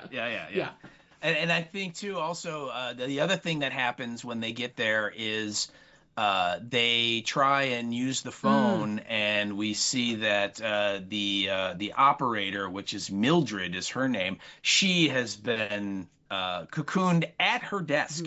So she was still there, and so this town is still at a point where when you pick up the phone, you don't just dial somebody's number, you ask for the operator, and then the operator connects you, which I think for any like younger people who would watch this movie, that are not from that time, are going to be like, what is that all about? But that's that was a thing, even in the 70s. And again, like my family had a cabin up north I've talked about, where my grandfather was spraying DDT. And I can remember for a long time into the 1980s, we had what was called a party line. Yes. Which if you don't know what a party line is, it's where like not all, but several of the houses in your area are on the same phone line. So like your phone line would be the same as your neighbor's. And so you would sometimes pick up the phone, and rather than hearing a dial tone, which again is something that young people are like, what's a dial tone? But you'd hear a dial tone, but sometimes you'd pick it up and you'd hear someone talking, because they would be already on the phone. And if you were talking on the phone and someone else picked up their receiver, lots of times you would hear like a little click, which would let you know that someone just picked up the phone. And then you'd hear, oh, I'm on the phone, I should be done in a couple minutes or something, please hang up, don't listen. And of course the busybodies, the nosy types, would very, very slowly take the phone up so the click was not very audible, and they would then be able to listen to your conversations. But that was a whole thing. And that was, like I said, in the 70s, and it took until the 1980s for the phone companies to actually update the technologies to where you just dial a number and it goes right through and you have your own line. But yeah, so anyway, so Mildred, the operator, is dead, so they now have no way to contact anyone on the phone, because when you pick the phone up, the first person that's going to answer is her, and then she actually puts your call through to wherever. So they're now being even more isolated, right? But the sheriff shows up and comes out to the lodge, and he basically says he went out to the Colby Ranch and saw Birch, and she was all cocooned up, and he said it's the damnedest thing I ever saw, and all that. And then he says, I'm going to go into town and get help. And so I think Rack says something like, we're going to the Johnsons have a motorhome that they drove, and they're staying at the lodge because they're going to go to this county fair that's going to happen soon, and he's going to try and sell his chemical toilets or whatever. And so Rack makes this line of like, well, we'll be right behind you in the motorhome. We're going to load up in that and get out of here. And so the sheriff runs out, and it's great, because when he goes out to his car, I mean, what would you say? There's like hundreds of tarantulas that are all over. Yes. Yeah. I mean, they are all over the place, and he does the kind of brush them off of the car as he kind of gets in. And fortunately, he kept his windows rolled up, so we have to think that maybe there are none in his car. And so anyway, so he drives away, and after he leaves, then they start boarding the place up and stuff. And Rack's like, forget this, let's just get in the RV and get out of here. And they like open the door, and like 100 tarantulas get in, and they just basically decide that there's too many of them, that they would never make it to the RV. They just get swarmed, and once you start getting stung, then you're going to succumb. And so they're like, we're stuck here.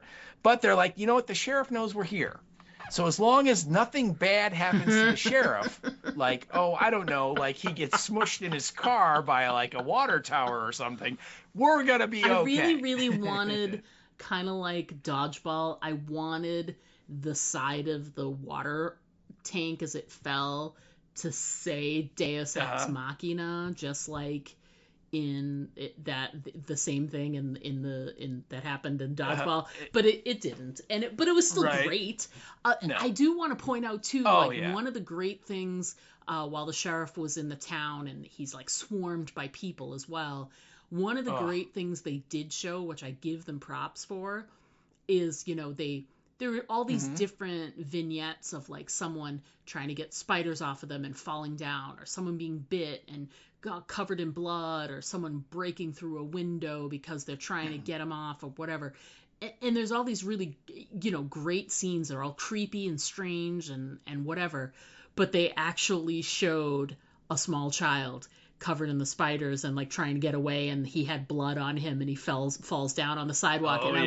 When that happened, I was like, kudos to them. Like that's a like a taboo thing to do, is to show in one of these children being affected by that, and they took the time to do that, and I was very appreciative of that, because that's definitely something that most movie makers would shy away from, and they didn't do that. So I thought that was great. Yeah. Yeah. I did too. And in there, in the crowd, we see the mayor, and he, he's kind of getting his comeuppance for insisting on keeping the fair going on. I always kind of laugh at that scene because my thought is like, why is everybody like out running around screaming? It's like, why would you just not leave? Why would you not just stay in your house? It's just because like obviously the whole town is like out in the streets, running around screaming, and you're like, what are you doing? And the sheriff is trying to drive through them, and they're like jumping on his car, and they're and you can see like a lot of them have like spiders on them, so they're clearly getting stung or getting bitten and poisoned and all that stuff. And finally we see Clyde. And he's driving in his white car, although we do not see the cow in the back seat, so he must have gotten rid of the cow. And Clyde is like spiders are on him, and he's again not paying attention. He's just flooring it, and he literally takes there's a water tower that's sitting on 4 legs, and he goes and takes 2 of them out. So now the water tower then tips over, and of course, this is exactly where the sheriff has decided to park for the moment. And so he like looks up and he's just like, oh, thank God I'm out of this movie, because bam, he gets taken out. And I think we see him, and he's all wet and bloody and covered in spiders too. But like clearly like the water tower smushes the car and does him in. Sure. So now the mayor's dead, the sheriff's dead, and most of the townspeople are dead, and all we really have left are people in the lodge, and that kind of sets up the as you pointed in, the most Shatner thing. Oh God, yeah. And I even just said that, and it's such a Shatner. Oh God, yeah. Oh yes, so, you're right. They're things are they've battened down the hatches in all sorts of areas. They're sort of hunkered down by the fire, which is like one of the more safe places to be. And they're everything's sort of like in a moment of like quiet and stasis, and then it shows downstairs the spiders have found a way in the basement, and right near where they find a way in is the fuse box, and they just short out a fuse, and then there's no power and there's no lights. And if there's something creepier than a spider movie, just got goosebumps by that, thinking of the image, but being in a dark area where you can't see if the spiders are coming at you. So Shatner goes downstairs to go fix the fuse box. And the scene where he's fixing the fuse box, like I said, I think that's the one that I saw when I was a kid, because he's right next to the fuse box are these 2 windows that are covered in cloth, and you can see with the shadows that are being cast through that those windows are covered with spiders, and that there's probably spiders on the other side of the window as well, but we don't see them just yet. He's trying to like smack, just like when he was in the truck earlier at Terry's house grabbing Linda, he's trying to smack the spiders out of the fuse box, and he's having these little moments of like I want to smack them away, but I don't want to get bit, so it's this sort of trade-off. Like for a hot second it's like, I'm smacking the spiders, I'm not smacking the spiders, and he's like all of these like reactions to the camera. And then he realizes at the last second, he's like trying to get to the fuse. He smacks a few away. He pulls out the fuse, smacks a few more away, grabs a new fuse, and is about to put it in. He's like screwing it in there, and gets it in. And there's more, and he's really trying to just like get them gone. And he sees the fabric, pulls it off the window, with the intention of like brushing the spiders off with that, so he wouldn't have to worry about being bit. But when he pulls them off, there's a bunch of spiders there, and they all catch on him. And he contorts his body in the most Shatner version of his body where he's like, you expect him to be like, Spock, I'm not an animal. Like, he's just so, like, it's so Shatner. It's Shatneriest of the Shatners.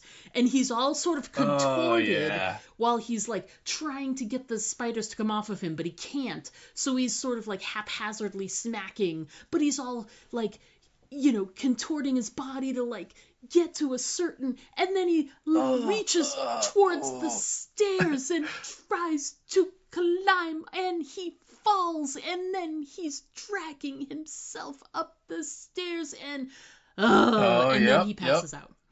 And it's right. Well, he stumbles into like the kitchen, and he's like, "Help me!" Yeah. And so the girls are there. And I again, I have to give props to the makeup people, because on Shatner's face, he has some of those welts and things too. So, you know, they sell it as much as he oversells it. The makeup sells it. Yeah, exactly.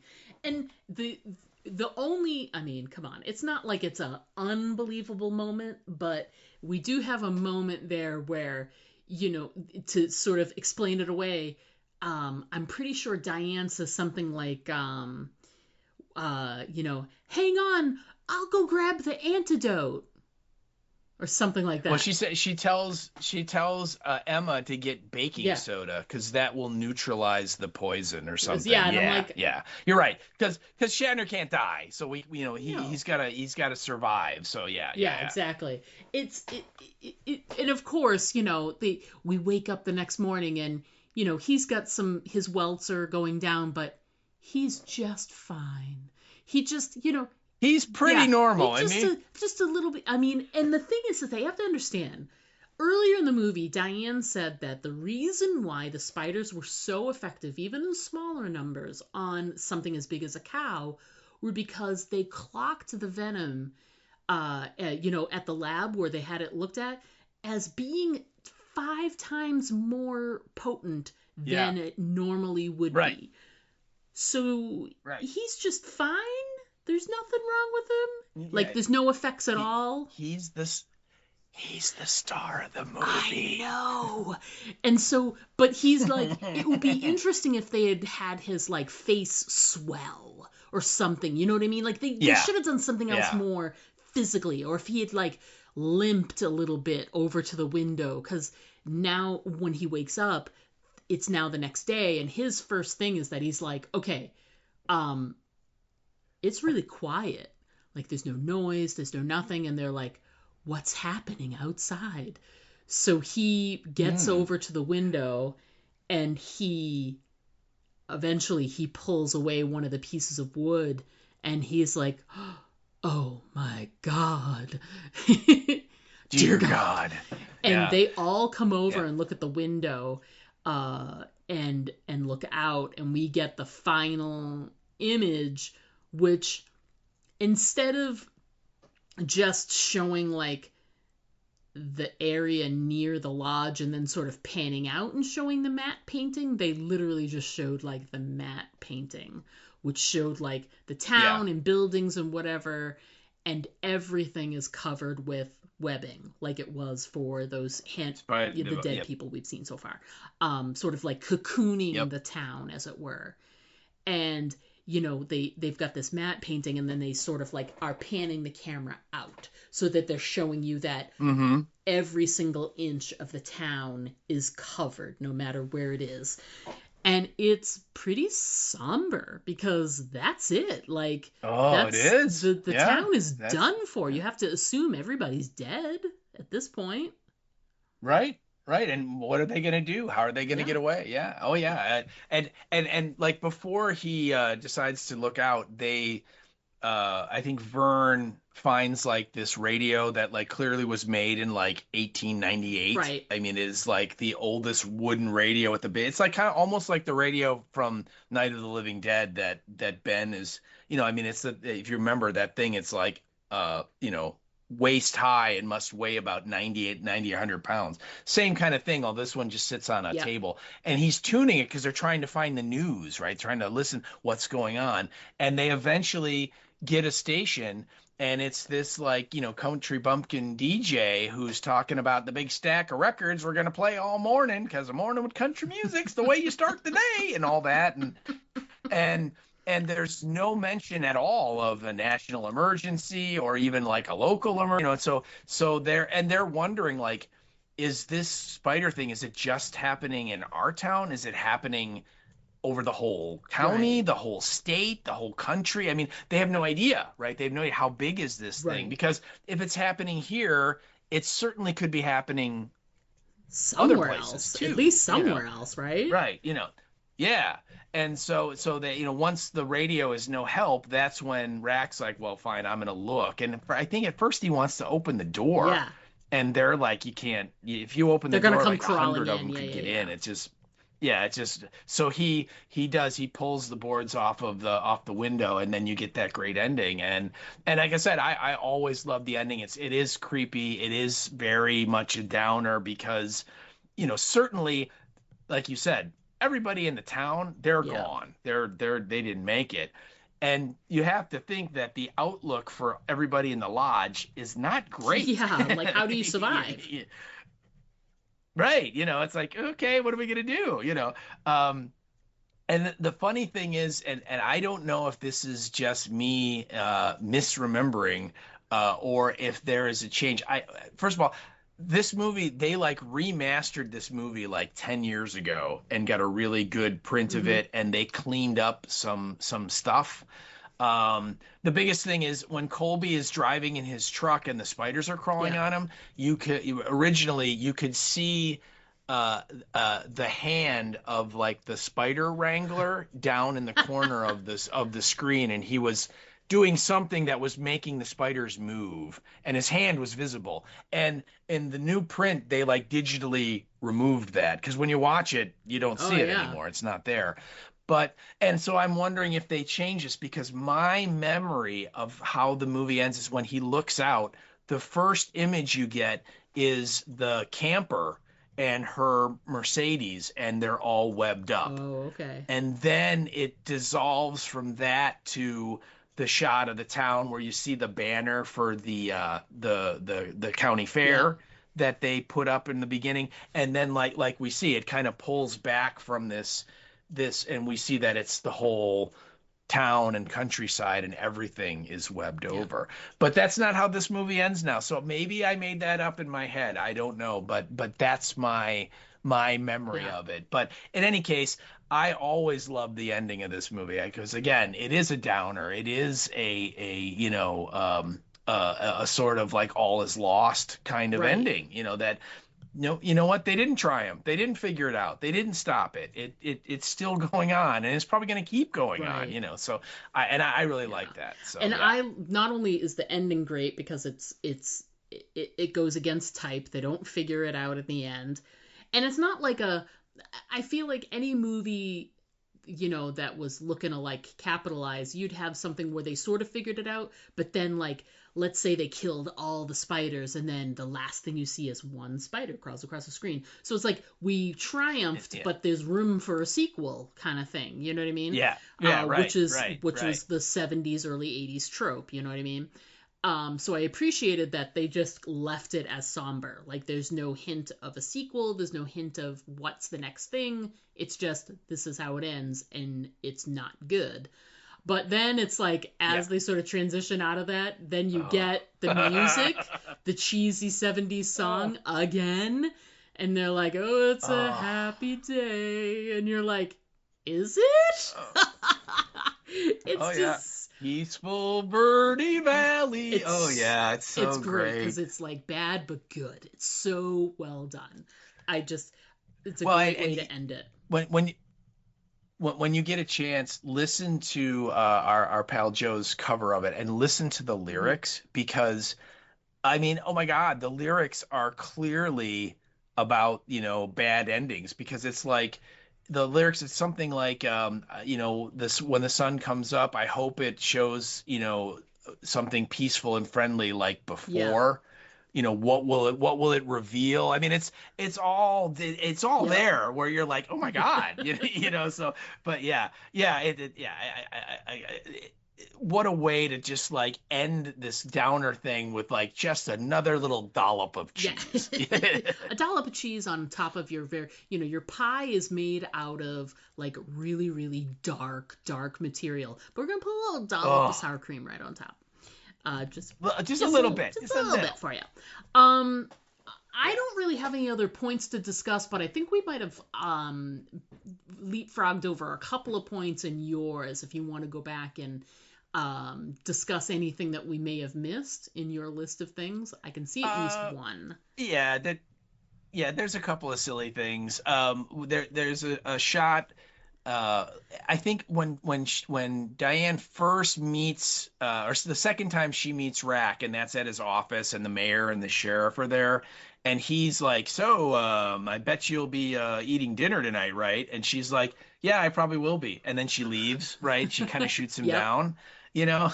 And then what does he say? Like something to the sheriff, like, she's like something's butt or something, hot as something's butt, some weird country Yeah. line or whatever. But it cuts to she goes back to the lodge and she's like having a drink in the like bar Yep. restaurant part of the lodge, and Emma introduces Vern and Yep. Betty because they're having Hmm. dinner.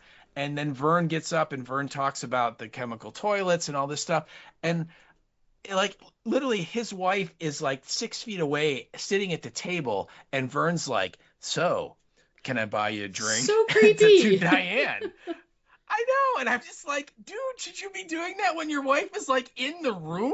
I mean, it's like wait for her to leave at least, But yeah, it's very strange, and she just kind of like brushes it off, like, oh please, you don't have a shot with me at Yeah, no all, kidding. and leaves. But I thought that was really weird, and it's just like, why did we put that in there? What was the point of that? That Vern is not, he's kind of a player, or he, yeah, is unhappy in his, I don't know, because the rest of the time they're very Yeah. together, and clearly, he really cares for her and wants to help her and make sure she survives. And you know what I mean? It's like not like they're not on the outs at all in No. any other scene. So that was weird, but I thought it was just really funny when he's like, "So, can I buy you a drink?" Yeah, like, should you be doing that? Very bizarre. Yeah. Oh yeah. And Diane's like, "No, thank you. I think I'm going to turn in. So good night, Mr. and Mrs. Johnson." She makes a point of emphasizing the Mrs., Yeah. right? But that was kind of cool. There's a great line in the movie later on when I think it's when they're talking to Birch, Hmm. and it's after he's after Colby's dead, Yeah. um literally they're like, you should come in and live in town for right now because we don't know how. I think it must be before Birch is dead, but it's like they don't know how dangerous the spiders are, and Right. so they're like, you guys should like you're remote, you're out in the fringe here, you got a spider hill in your backyard, you should like come into town to be safe. And it's so great because Birch, stone cold serious, looks at Diane and goes, "Are you crazy, lady? This is our home, and no damn spiders are gonna run us out." And she's just so serious. It's just the line is delivered Oh, so seriously that you're like, yeah, it's amazing. yeah, it is. It's like serious as a heart attack. You're like, wow, and yeah, again, it's just a wonderful, wonderful scene, a wonderful, wonderful line. And then the other thing is, there's another little scene when I think it's when Rat goes down to change the fuse in the Yep. basement, and he's walking around, and then he hears this like squeaking noise, and he looks over, and like up on the wall there's a rat, and it's a good sized rat, and we're not talking a Yep. mouse. This is a rat, and it has like, clearly they've like stapled a fake spider to its back or something, or Yep. attached it, and the rat's like, help me, and then it falls over dead. So like we're seeing that like the spiders are like, killing the rats, which a scene or two earlier Diane suggested to the mayor as a way to naturally get rid of the spiders was to bring in predators like rats. And of course the mayor's like, you want me to bring in rats to my town? Like, I don't think so. But anyway, I just think it's really funny that here's this rat going, oh, help me, I'm dead. Yeah. It's great. And like you said, it'd be different if it were like I don't know, like a cat or a possum or something, but they specifically picked a rat, and they had already made the comment about letting loose rats to try and combat the problem. And it's clearly showing that it wouldn't have mattered if they'd gotten a bunch of rats and let them loose. It wouldn't have worked, because then this would have happened. Yeah. Ugh. Sure. Yeah. Even their predators, they're able to succumb and kill rather easily. Yeah. It's so again, as cheesy as this movie is in a lot of its parts, there are some really kind of neat little touches in the story that kind of pull everything together. Yep. Whether like the scene when the little girl says her cat ran away, and then there's a callback to that later on when Diane's like, I checked and there's been like 30 missing pets, and it's just, you're like, oh yeah, that's what happened to their cat. Okay, I get, and just little touches like that I really like. And like I said before, once she shoots her hand off, that from then on, which is probably, there's maybe about 30 minutes left in the movie, I think it moves really well. And it's exciting, and it's tense, and I'm not going to say it's scary. It's not, but it's certainly creepy with the spiders. Certainly the heebie-jeebies are going on because their spiders are creepy anyway.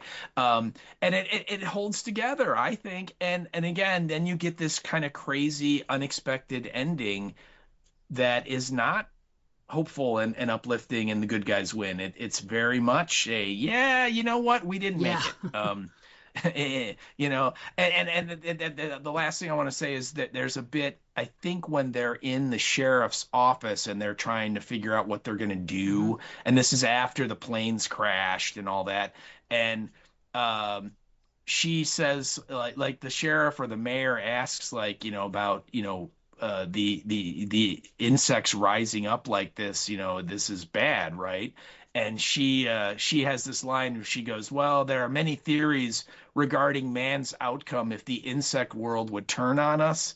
And all I can tell you is that in none of them do we come out on top.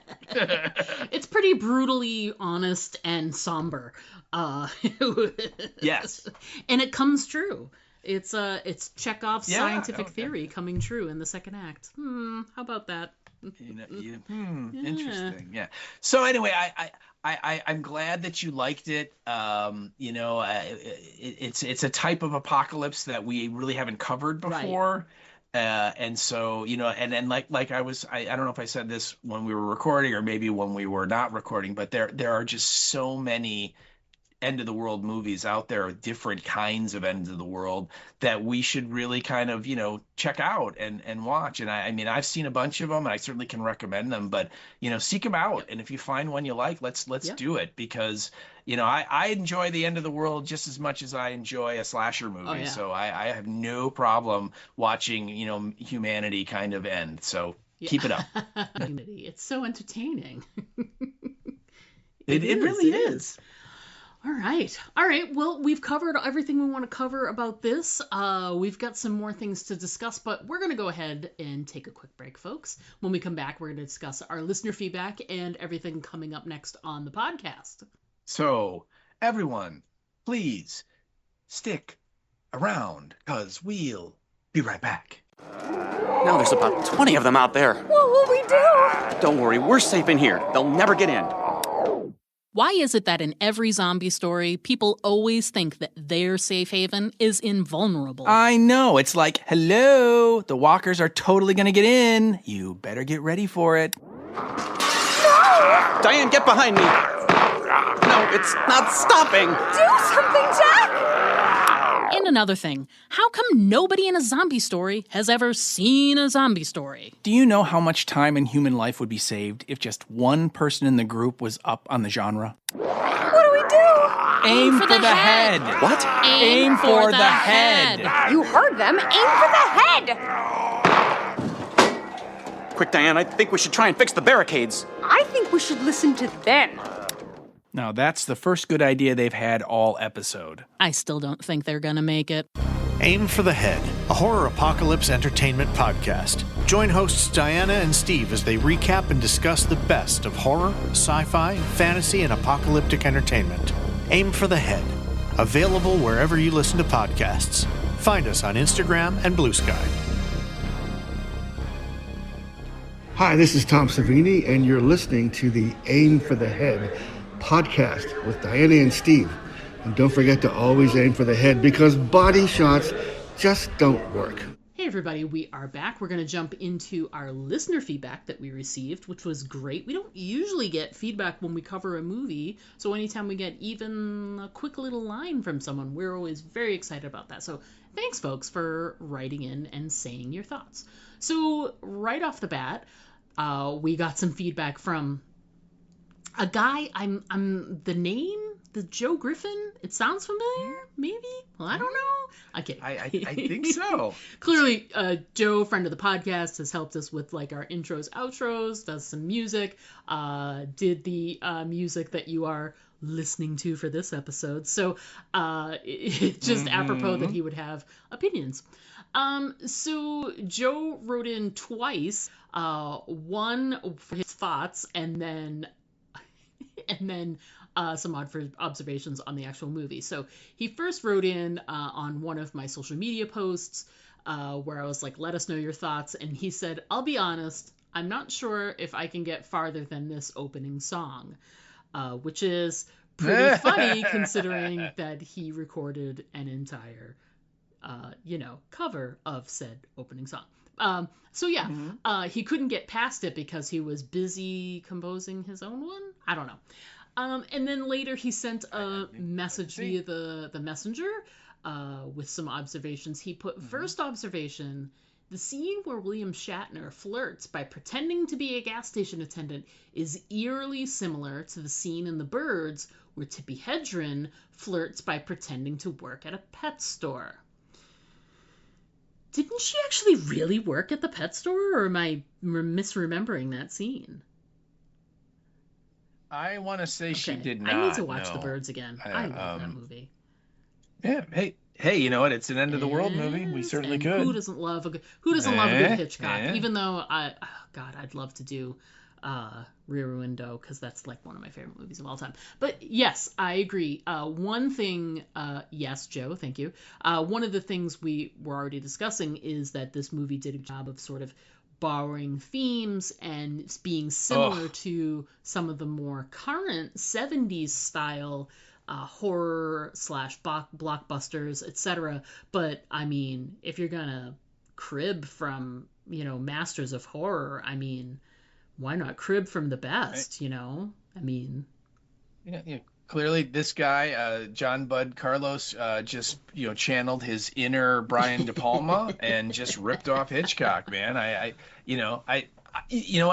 never read anything, and like trivia and stuff about the movie, that says that is it was a thing that they lifted, but I wouldn't put it past them at all. But it's a great observation, and we appreciate you writing in. And, writing music from time to time. So thanks for writing in, Joe. We hope you enjoy our coverage as well. So thanks again. Yeah, absolutely. Thanks a lot, Joe. And the music is awesome. Always. So again, and we should also point out last week the last episode where we covered Jaws, the Jaws theme that you hear at the very beginning there, that shows work. I said, hey man, he's like, I was gonna say he's like the silent third co-host. You know what I mean? And I'm like, I don't know, like he is, and he obviously does. He's the announcer at the beginning and so on. So yeah, we really appreciate everything he does. He's amazing, and he's unbelievably talented. And I will come up with these crazy ideas, like, hey, could you come up with like that song, but like play it with a xylophone and like talk like an elf? And he's like, yeah, okay. And then like an hour later, seemingly, he will give me a file and it sounds amazing. I'm just like, how can he do this? It's incredible to listen to the stuff he can come up with. So thank you so much, Joe. So, all right. So And actually, you know what? Before we move on, when we were talking about that, it just jumped into my head. There was a couple little bits of trivia about the movie that I thought were interesting that I did not mention that I just want to just take a second and do. And that is, Let's do that. the actor who plays Terry Hansen, which is the brother's widow, she at the time was married to William Shatner. So that's an interesting little tidbit. And then the woman who plays Mildred, the operator, that is Tiffany Bowling's mom. So Diane, the female lead, her real life mother is the operator.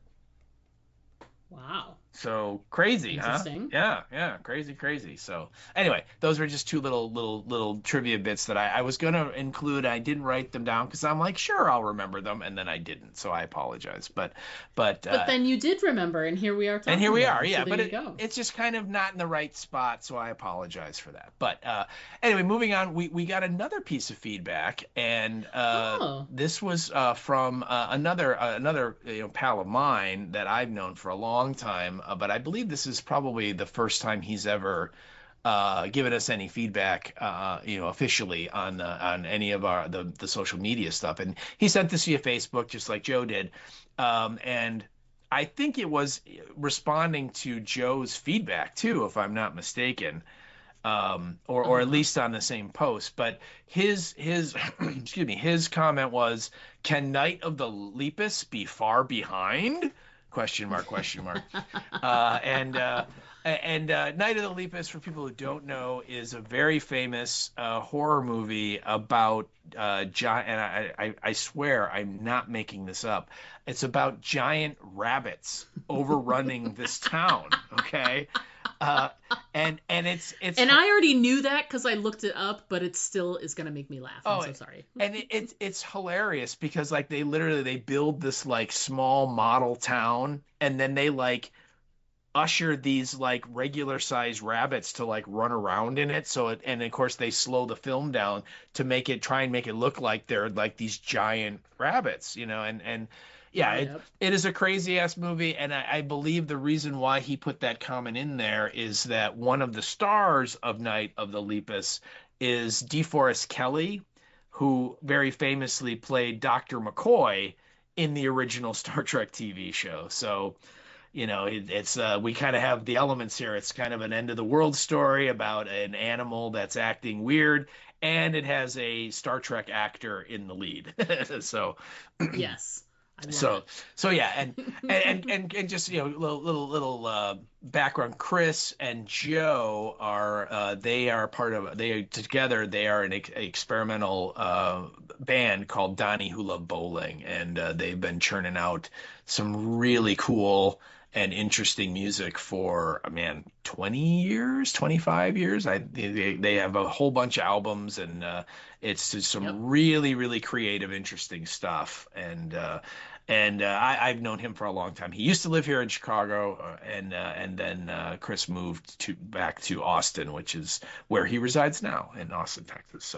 So Chris, thank you so much for writing in, man. It's good to hear from you. Yeah. Thanks, Chris, for writing in. I can't guarantee I made a comment about the Night of the Lepus, but we'll have to see if maybe we'll do a stretch of 70s inspired cheesy action/horror movies. And do that. We'll see. We could do Frogs. We could do Empire of the Ants with Joan Collins. There's so many cool things we could do. Isn't there an ant one in there somewhere? Oh yeah. There's two. There's Empire of the Ants, which is Joan Collins against giant ants, which is really fun. Mm-hmm. And then there's another movie, I believe, that is just called Ants. And that stars a very, very young Suzanne Summers. So Chrissy from Three's Company, before she was Chrissy from Three's Company. Like you do. Thanks for giving us food for thought for future podcasts, Chris. We really appreciate it. And thanks for listening in and chatting via the social medias. Hopefully we'll hear from you again for a future show. We'll see. Absolutely. All right. So coming up on the podcast, we've made some choices for our upcoming schedule, and because of those choices, we are going to have a little bit of we've got a little bit of a lull in between now and our next thing we're going to cover, our next series we're going to cover. So we do know that we're going to do some more coverage of some movies. There are a handful we have in mind. We're going to do minimum of one, but maybe up to 3. When we do plan on recording them, we will throw out some social media posts. We'll get some conversation going again, maybe some more recommendations on other movies we could cover from Chris. We'll see what we can do here. But when we do, we will let you guys know, and those will come sort of streaming out over the next week or two when we put our schedule together. We're also contending with the Thanksgiving holidays coming up quickly, and also some other personal commitments between conventions for myself and Steve, and then some other conventions for Steve to go to. So we're going to try and fit those in where we can, and we always want feedback from y'all, so we will let you know what we're planning on recording in this sort of interim. Now, once we're finished with the interim, we will then cover, we're going to cover Fallout Season 2 week to week.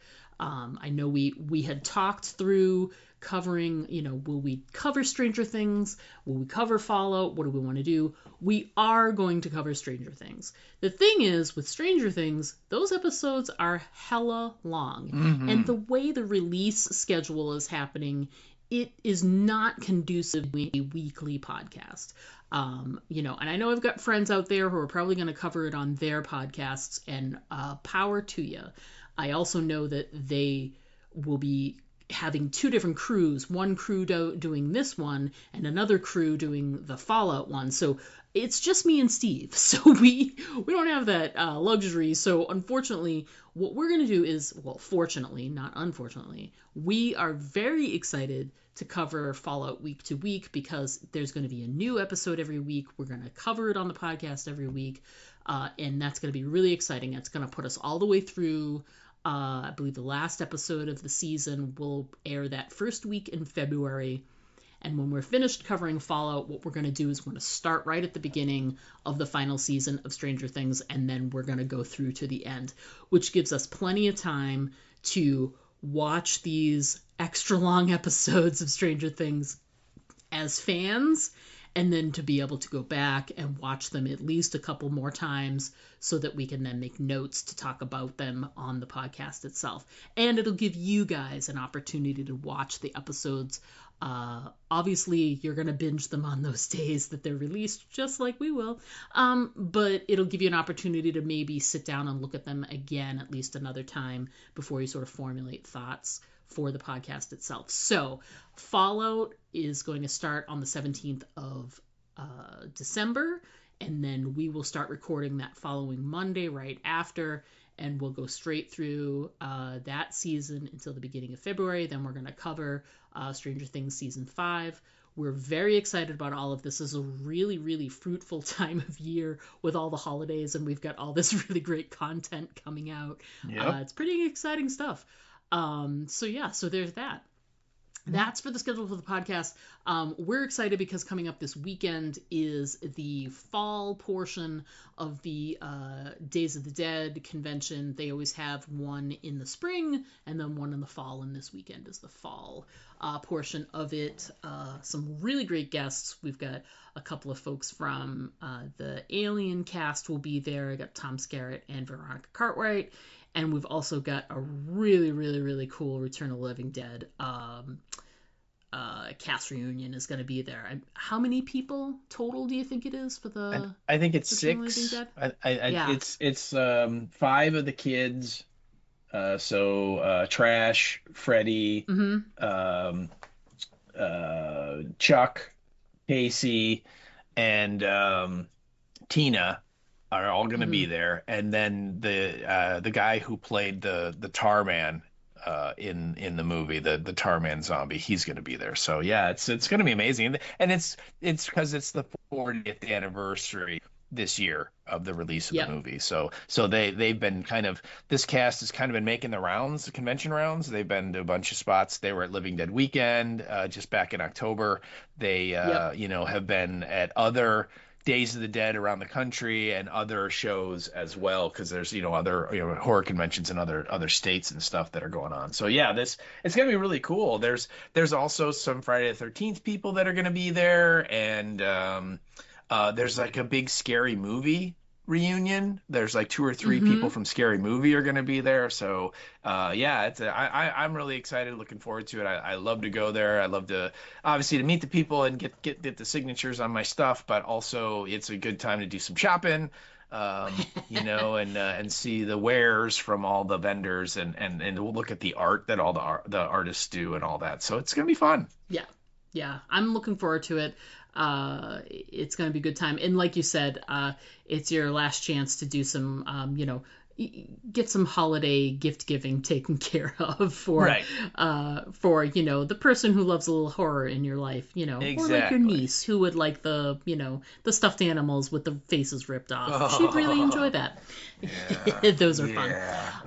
And I don't know if you wanted to talk about, but you went to a Knicks Picks. I did this past week, which we hadn't mentioned last on the podcast, but did you want to chat a little bit about what you saw?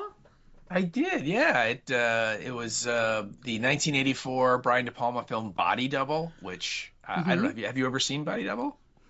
I don't think so, no. Oh my God. See, you love Rear Window, you would love Body Double. Yeah, Brian De Palma was a huge Hitchcock fan, unashamedly rips off Hitchcock in almost every movie he has ever made. In 1983, he made Scarface with Al Pacino. And I mean, that movie today is considered this classic, and certainly like the hip hop community has adopted everything about it and incorporated it. But I can tell you, in 1983, that movie bombed and made no money and was ripped by the critics. The audience didn't like it. People were making fun of Al Pacino, say hello to my little friend and all that stuff, right?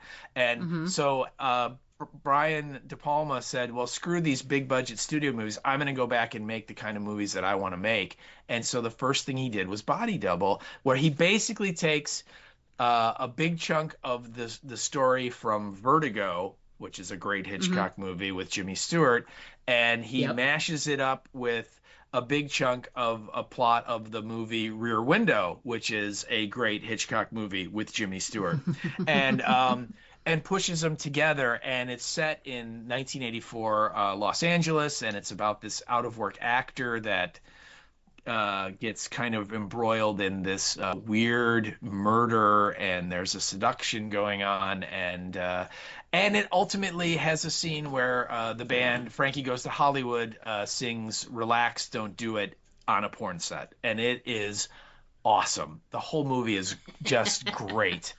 And it's very cool. I remember it very vividly because I worked in a movie theater in the summer of 1984, and so I sat on my breaks and watched The Terminator over and over and over again, and I watched Body Double over and over and over again. So this movie is definitely ingrained in my head, and it was super fun, and it was a lot of really a good time to go see, just to have it be shown on the big screen. So absolutely loved it. So it is available on like Tubi and some of the other streaming services. So if you've never seen it, I highly recommend it. Diana, we could certainly cover it if you want to, but yeah, it was super fun. So had a great time.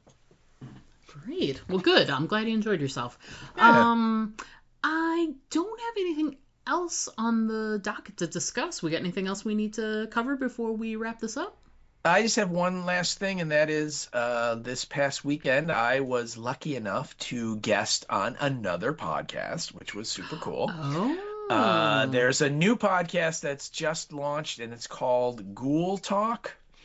And which is funny because if you look up Ghoul Talk on places where your podcasts live, there's like 9 podcasts called Ghoul Talk. So, this one, the 2 people that are doing it are our pals Nina and Jamie, which used to be part of the Bloody Essentials podcast. And Right. they have kind of split from that and have branched off, and now they're doing their own thing.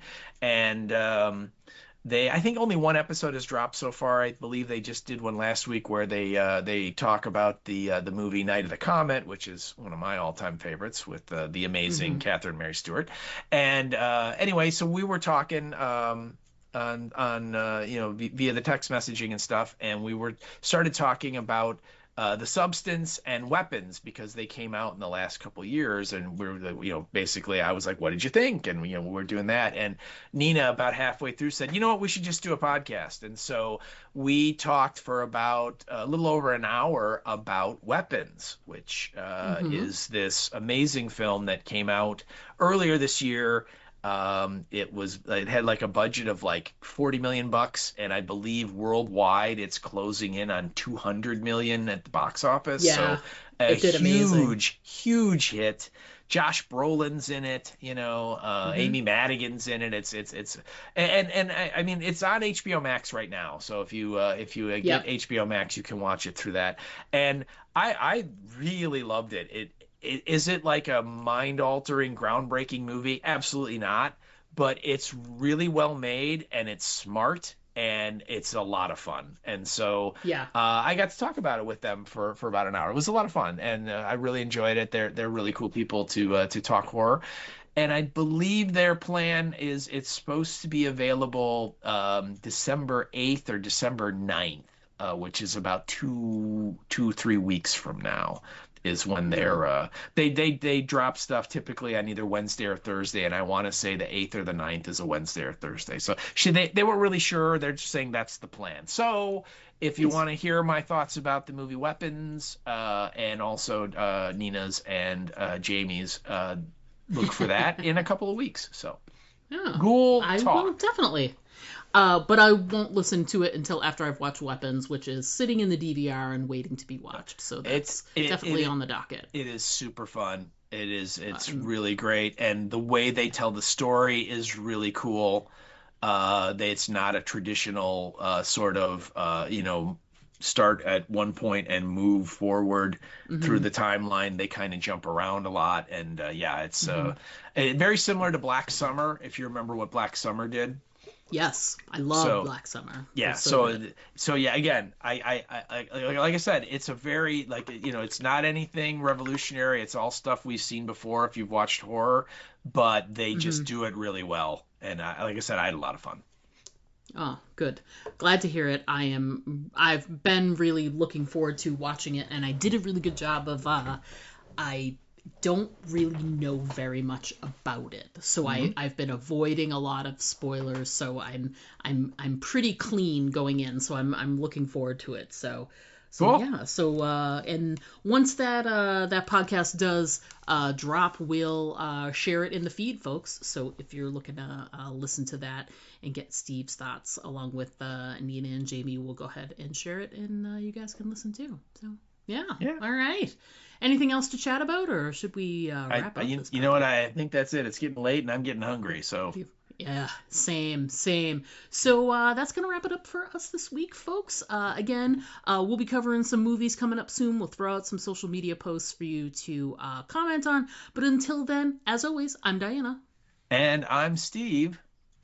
Don't forget to always aim for the head. Because even though we're listening to the soothful tones of peaceful Verde Valley, just remember, body shots just don't work. To send us an email, write us at aimfortheheadpodcast@gmail.com. And our Twitter handle is @AFTH Podcast. Pictures and video are always welcome at our Instagram account, aimfortheheadpodcast, all one word. But the best way to keep in touch with us is to just like our Facebook page to get all of our updates in your feed.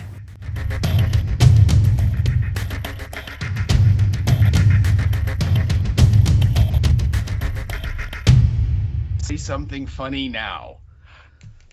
Well, damn it. Any second now. Just wait. It's gonna be something funny. It's gonna be great. Hold on. Can you see the sun this morning shining through the early spring? down in peaceful Verde Valley. Who knows what tomorrow will bring?